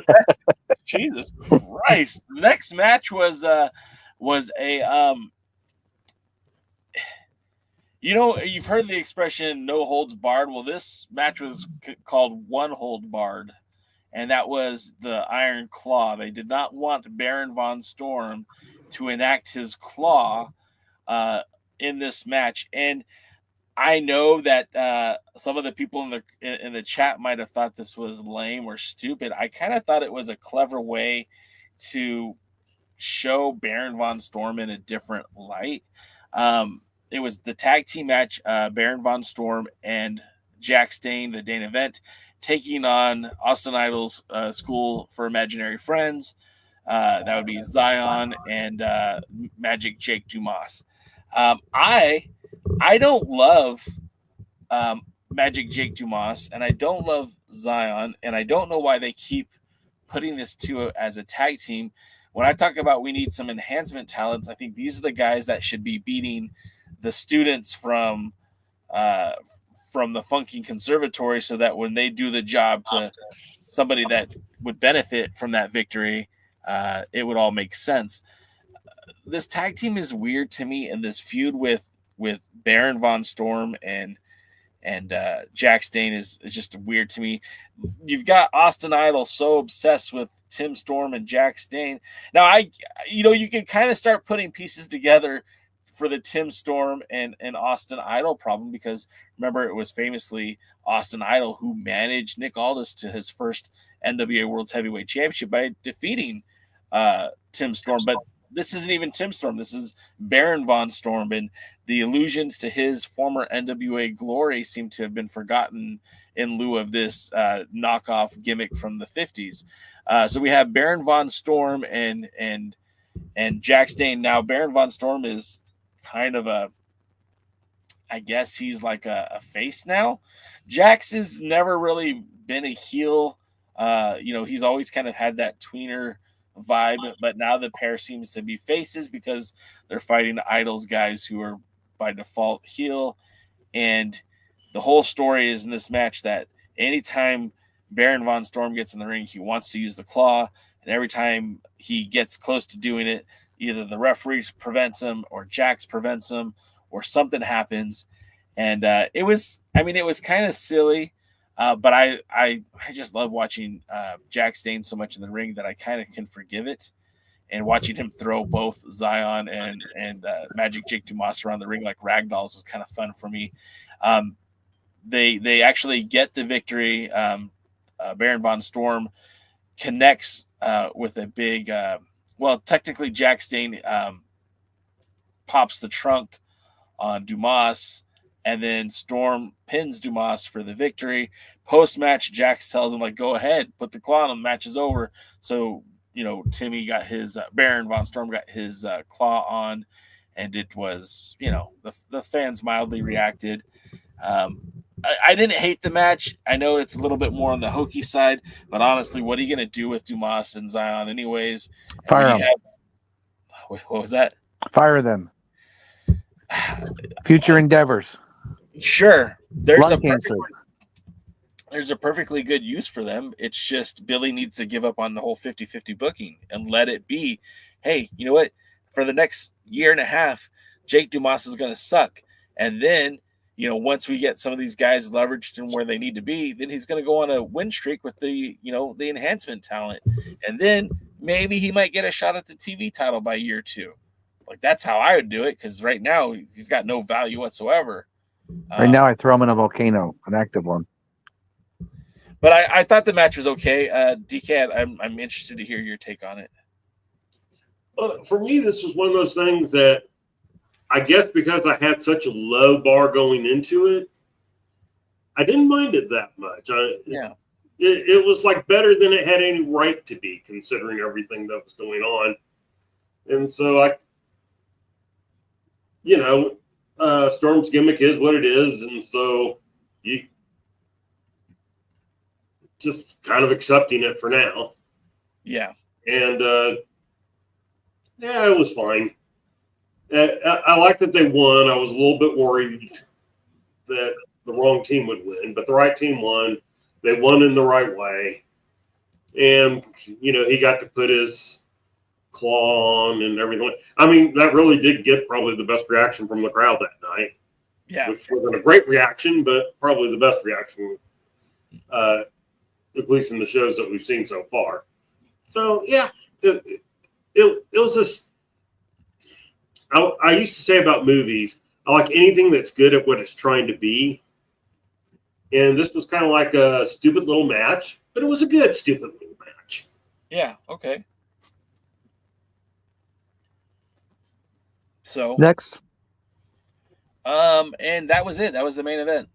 It was a quick 45-minute show. It didn't feel too heavy. It was a light watch. I didn't hate this episode. DK pointed out the botch that I guess I missed.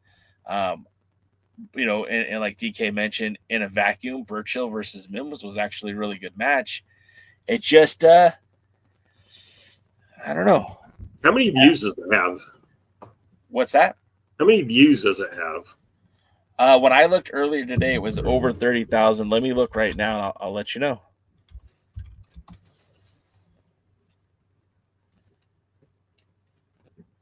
It 7. is at 31,000 right now. What about last week's? Can you see? I can look up last week's and let me see here. Give me just a minute. I know it's not as easy to tell on X, or it's easy to get to on X. It's not that bad. It's just you just kind of have to know what you're doing and but obviously right now I must not know what I'm doing because I don't see it. Let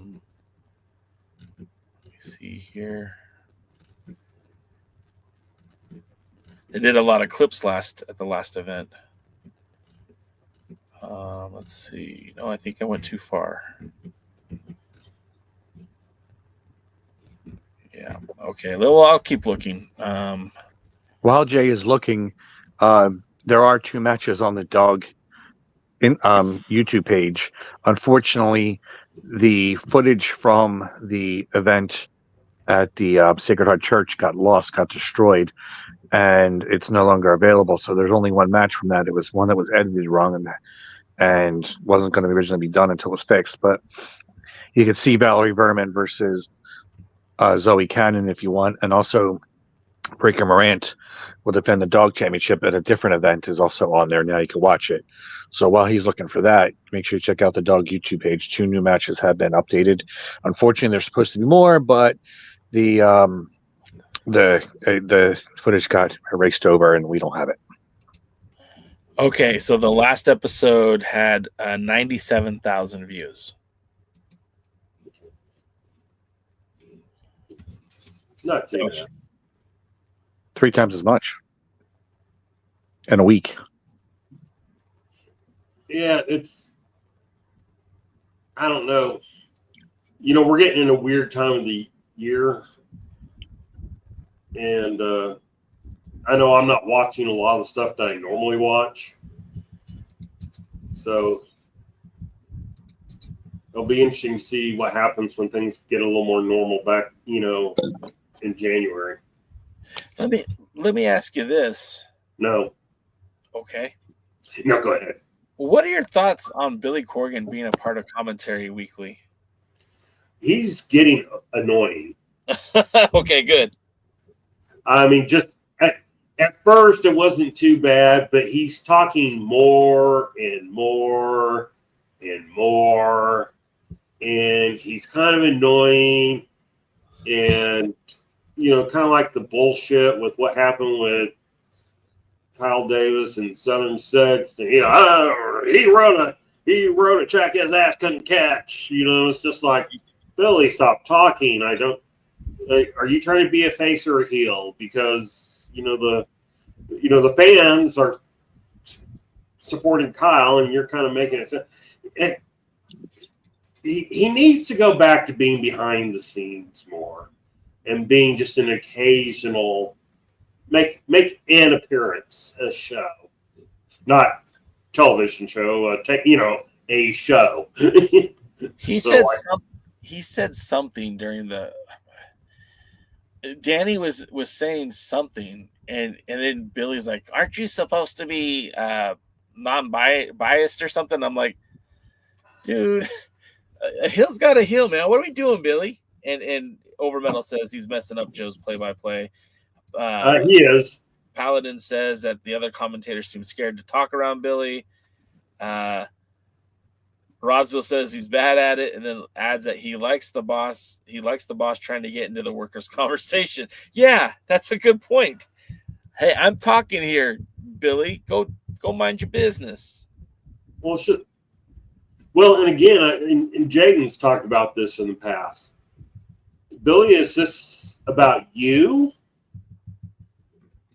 Or is this about, trying to get your wrestling people over? You're not getting your wrestling people over because you're busy trying to get yourself over. But you're not going to get yourself over because your booking sucks. And so just, let people do their jobs. I was talking to one of the assistant managers at a place that I've done some work recently. And I said, you know what I hate? I hate people telling me what to do. I should know what to do. and I should go in and be able to do my job and do it right and leave. I go, no one should be having to tell me, oh, well, go do this task. Well, I should know to go do that task. And it's like, let your commentators do the commentation. Danny Deals, who I was no fan of until he actually became a commentator. Yeah. That's when it was like, oh man, he's found his niche. This is the right spot for him. Put him here. And Joe Galley, unfortunately, kind of works to the level of the people he's working with. You said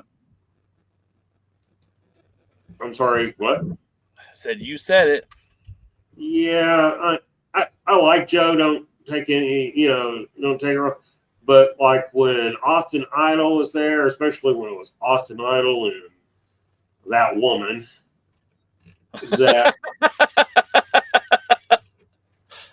woman that they had there for a while, that Scarlet Woman, Velvet Sky. That woman. I'm not going to credit her name. Oh. And but they would fight and nitpick, and Joe couldn't even call a match, and then he would get involved in their fighting and nitpicking, and it was just like, oh my gosh, just people, please, just let these things, let everybody do the job that they need to do. And Joe does better when it's when it's him and Tim Storm, or it's him and Danny Deals. He's different with each of them, but he's better when it's each of them. And it's just like, when Billy gets there, somebody, said, maybe they seem to be scared of him talking or whatever. To an extent, I don't think they always know what they say. Of course, it's hard to, sometimes Billy says stupid stuff, and it's, hard to sit there and tell your boss, well, that was really something stupid that you said. And I never had a problem with that. Yes, and you're on your 93rd job for the past 92 days. But anyway, that being neither there nor there, it's just one of those. I hate him being on commentary because he's not good at it. And the main thing is that he's annoying. He annoys me when he's there. I have to go back to the days of when I would mute the commentary or turn it down and everything, and start blotting it out because you just didn't want to hear it. So anything else you want to ask about that, Jay?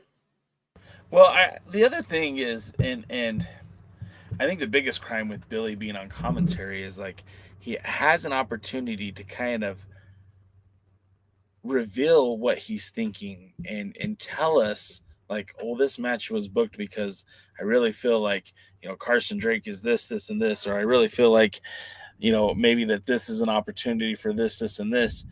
And half the time it's like he's trying to go into the storyline that he himself wrote, but not really explain it. So it's like a big inside joke, almost like it feels like we're the butt of the joke because, he can explain it. He can tell us what's going on, and he just chooses not to. So we're all left in the dark trying to understand why these matches are getting booked and why they're doing it the way that they are. At the end of the day, I think he could be insightful. There has been times where I thought that was an interesting thing that Billy said, but more often than not, I don't know who he's trying to put over, much like his booking. I don't know who he's trying to put over, and it's problematic. I do want to say something real quick because I've been looking through some other videos on X at the moment. Because this was something that came up on Discord the other day. Or not the other day, a couple of weeks back. But there are videos out there getting millions and millions of views. Lots of videos out there getting millions and millions of views. Please stop thinking that the NWA getting 100,000 views is like a big deal and should be doing more for NWA. X doesn't give a shit about the NWA. But their answer to promoting NWA more is to have NWA buy promoting packages. That's their answer. They're not going to do it. They have no need to do it. And the NWA is not a top content creator in view. So just please stay in the real world. Jaden, do you agree or disagree?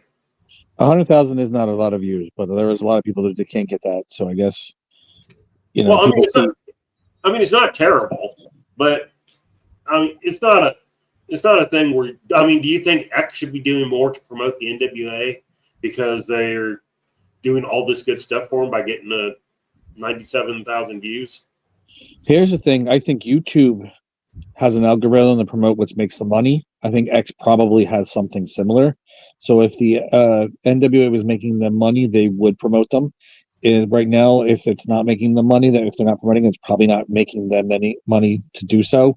So the only thing they care about is whatever package they're going to buy. Well, here's my take on it. 100% the NWA is monetized on X. You become monetized once you certify your account. You get that blue check mark. Your account becomes monetized instantly, and they pay out on engagement.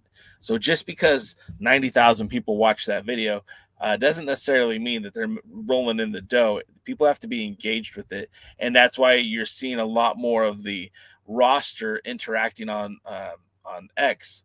When the show comes out, you're seeing more retweets, more likes, more comments, and the wrestlers are getting into that as well, because obviously the more successful the show is, the more Billy will be willing to invest in it.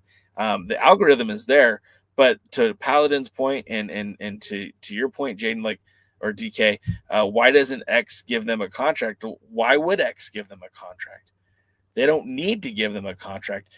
X didn't pursue the NWA and say, how could we get you to be exclusive? The NWA opted to do that on their very own.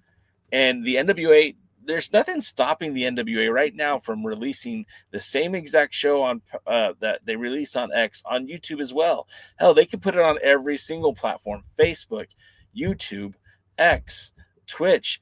I believe they went to X to make it appear that there's something more than what it really is. I could go pay for my blue check mark through X, and this video could be streaming on X as well as YouTube. In fact, we did for a while before it became a paid feature. I don't want to pay for that. And if people interacted with the video, then I might see a return on that investment, but there was no guarantee for that. Now, obviously, the NWA has a lot more people behind it than our podcast here. But all that being said, they're definitely making money with it. But why does X need to do anything in addition to the NWA? The NWA brought their audience to X. I don't think it's a brand new audience that's all of a sudden watching. I think maybe the way they watch it is different. And I think, I'm sure there are some new fans, because obviously that number is pretty high. But at the end of the day, X is fine with the way it is. Why would they change it? Apparently, X ain't going to give it to you, NWA. Nice. I mean, are there? We're going to get. I know we're running late, but some things just to talk about here. Where can the NWA go? I mean, what is something for them that's realistic and stuff like that? We saw recently streaming. When streaming's your only option, sure, you probably get it, but I don't think it. I don't think you get more viewers anywhere. Like somebody on Discord said, "Oh, we're gonna, Raw is gonna double its viewers when it goes to Netflix." No, it's not.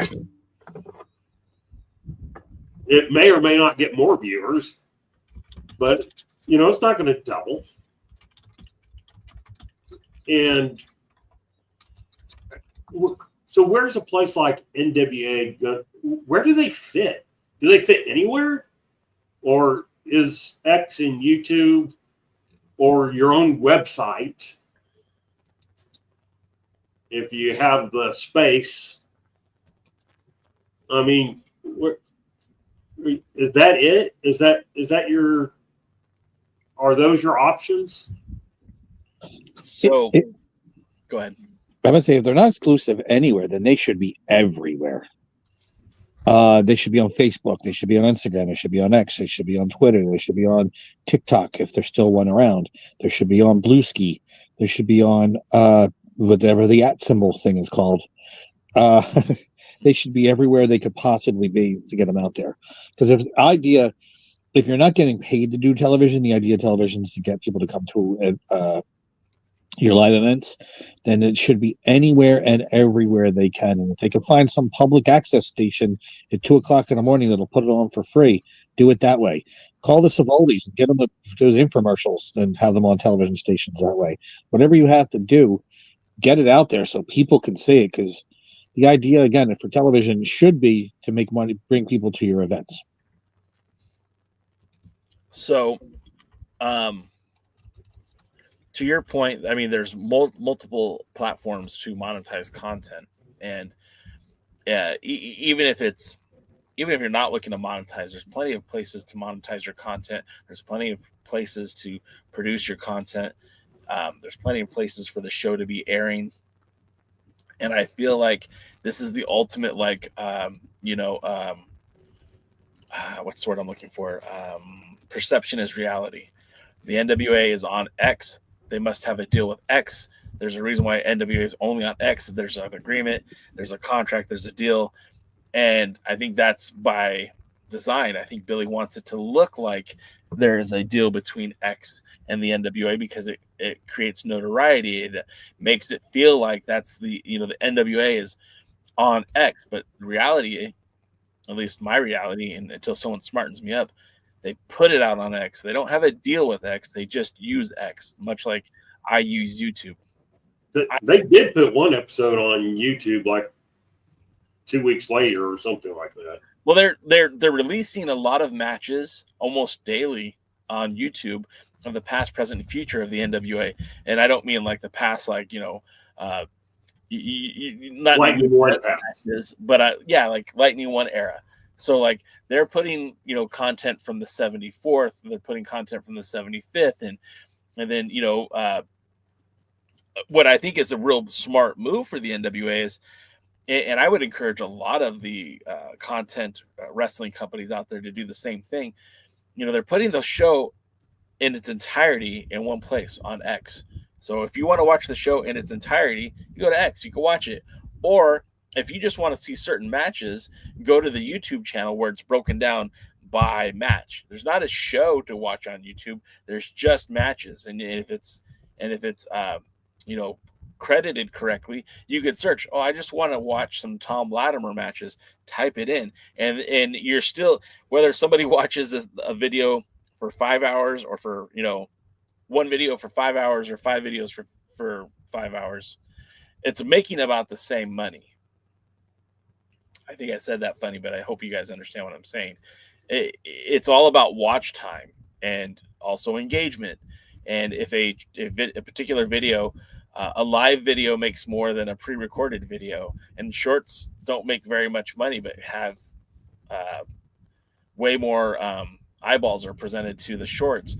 So all I'm trying to say is that by putting their content out on YouTube as matches instead of whole events, they're probably making more money now with YouTube because each match is getting seen more than it would have as one episode.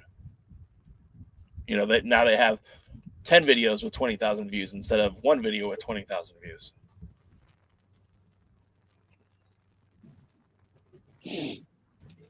And then how many views do we have to catch up to it?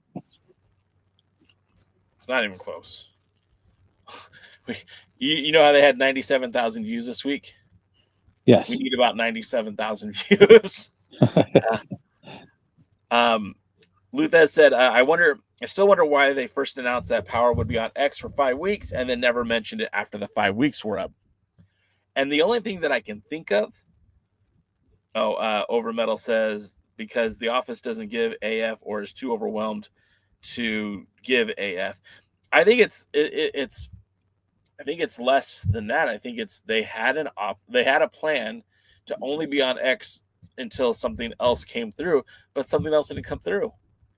So like, well, let's just stay on X. And the minute they said, hey, we're going to try this out for 5 weeks, they shot themselves in the foot. They should have just kept their mouth shut. Hey, we're on X, and if the deal happened where they'd go elsewhere, all right, you go elsewhere. If the deal doesn't happen, no one is any of the wiser. It looked to fail because you said you would be there for 5 weeks and you're still there.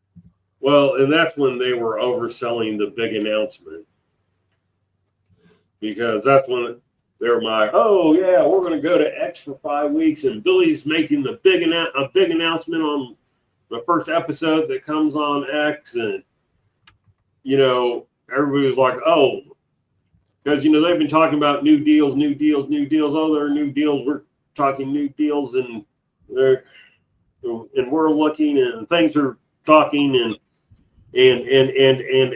nothing is basically what happened. And look, I agree that things take forever to get done, and nothing's ever done quickly. I mean, AEW was close to their new TV deal for about a year before it was finalized. So, I understand it takes time, but the problem is they set up expectations and then they don't deliver on the expectations. Well, the 5 weeks was because that's what they had for whatever they were showing. I can't remember, but it was one of their. Was that the 76 that they did first or whatever? What was the show, the first one on X? Say that again. What was the show that first one on X? Was that the 76? Yeah, that's 76. Yeah, and so they had 5 episodes, and so that's what they're bringing up. That hey, these next 5 episodes they're going to be on X, and I said at the time, I go, I think half the reason they're on X, or 3/4 of the reason they're on X, is because Billy had talked so bad about YouTube, it would have looked bad to going back to YouTube. And so we ended up, they end up on X. And then, basically, like everyone said, they just stopped talking about it at that point. So they're on X. They're going to be on X until we're told they're not. And we'll probably be told something's in the works multiple times between now and anything else changing.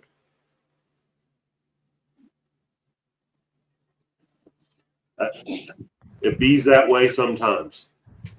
All right. I think Jay falls asleep, so go ahead and wrap this crap up. Not falling asleep, just to have a couple of different things going on. Yeah, I think that's going to do it, though. We went a little bit longer than we have been lately, but I think that's all right. I want to say Merry Christmas, Happy Holidays, all that good stuff to you guys. If you celebrate Hanukkah, Happy Hanukkah. Celebrate Kwanzaa, Happy Kwanzaa, and any of the other holidays that I might be leaving out. I hope you have a Merry Festivus. Oh, that's for the rest of us. Yeah, just have a good one. And if you're spending time with your family, I hope it's the best time. If you're spending time alone, I hope it's a very therapeutic time. And ultimately, I just want to say thank you guys for being a part of this journey. This year was a big year for us, a lot of growth. And ultimately, I'm really happy with the work that we've put in here at the Alliance blog. And, if there's any time to be grateful for things, I guess it's around Christmas time. There will be no pre-party on Tuesday, but we will be in full effect on the following Thursday. A week from today, the other Alliance guys will join us as part of the Alliance family sing-along. We'll be doing some of your favorite Christmas classics. DK has promised to wear his his favorite New Year's bathing suit, and it should be a lot of fun and good stuff. So I hope you will join us then. Jaden, do you want to take this time to plug your next big event that's coming to Glassboro, New Jersey? Well, actually, it wouldn't be my event. It would be Dangerous Adrenaline Wrestling Gladiators. But we have 2 events currently scheduled and working on a bunch of others. Technically 3. So actually, I have 4. I have 4 things to talk about. Wow.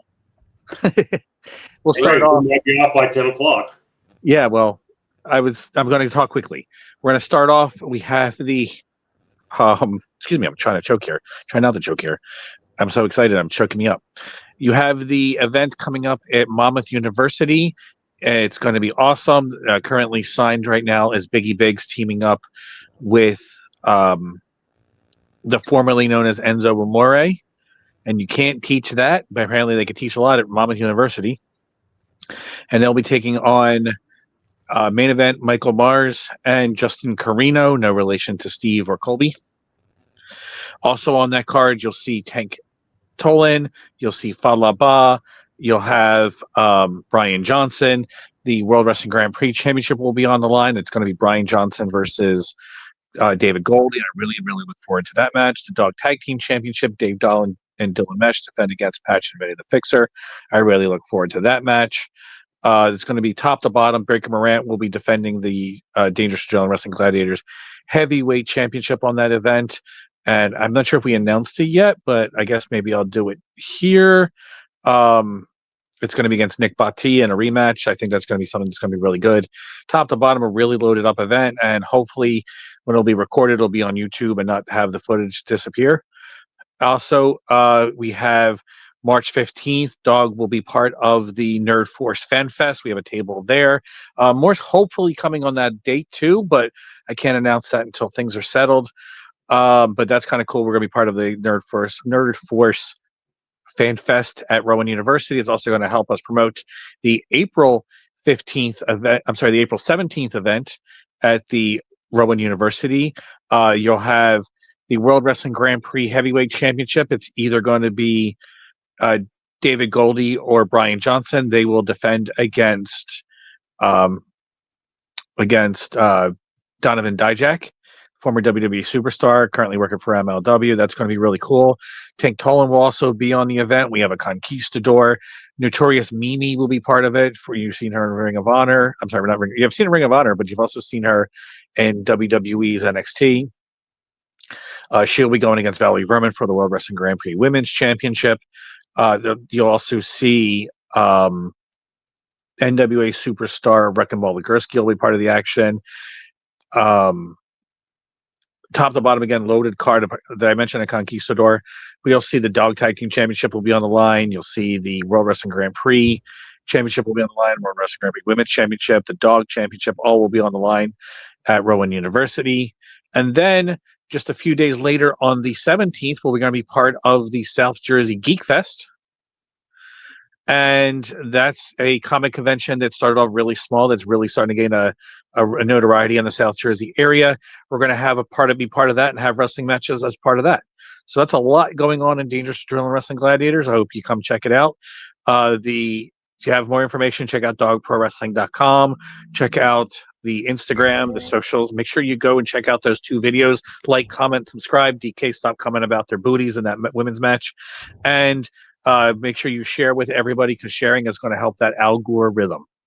The algorithm. Hey guys, again, thank you so much for hanging out with us. And we'll be back for the last episode of the year. Will be next Thursday.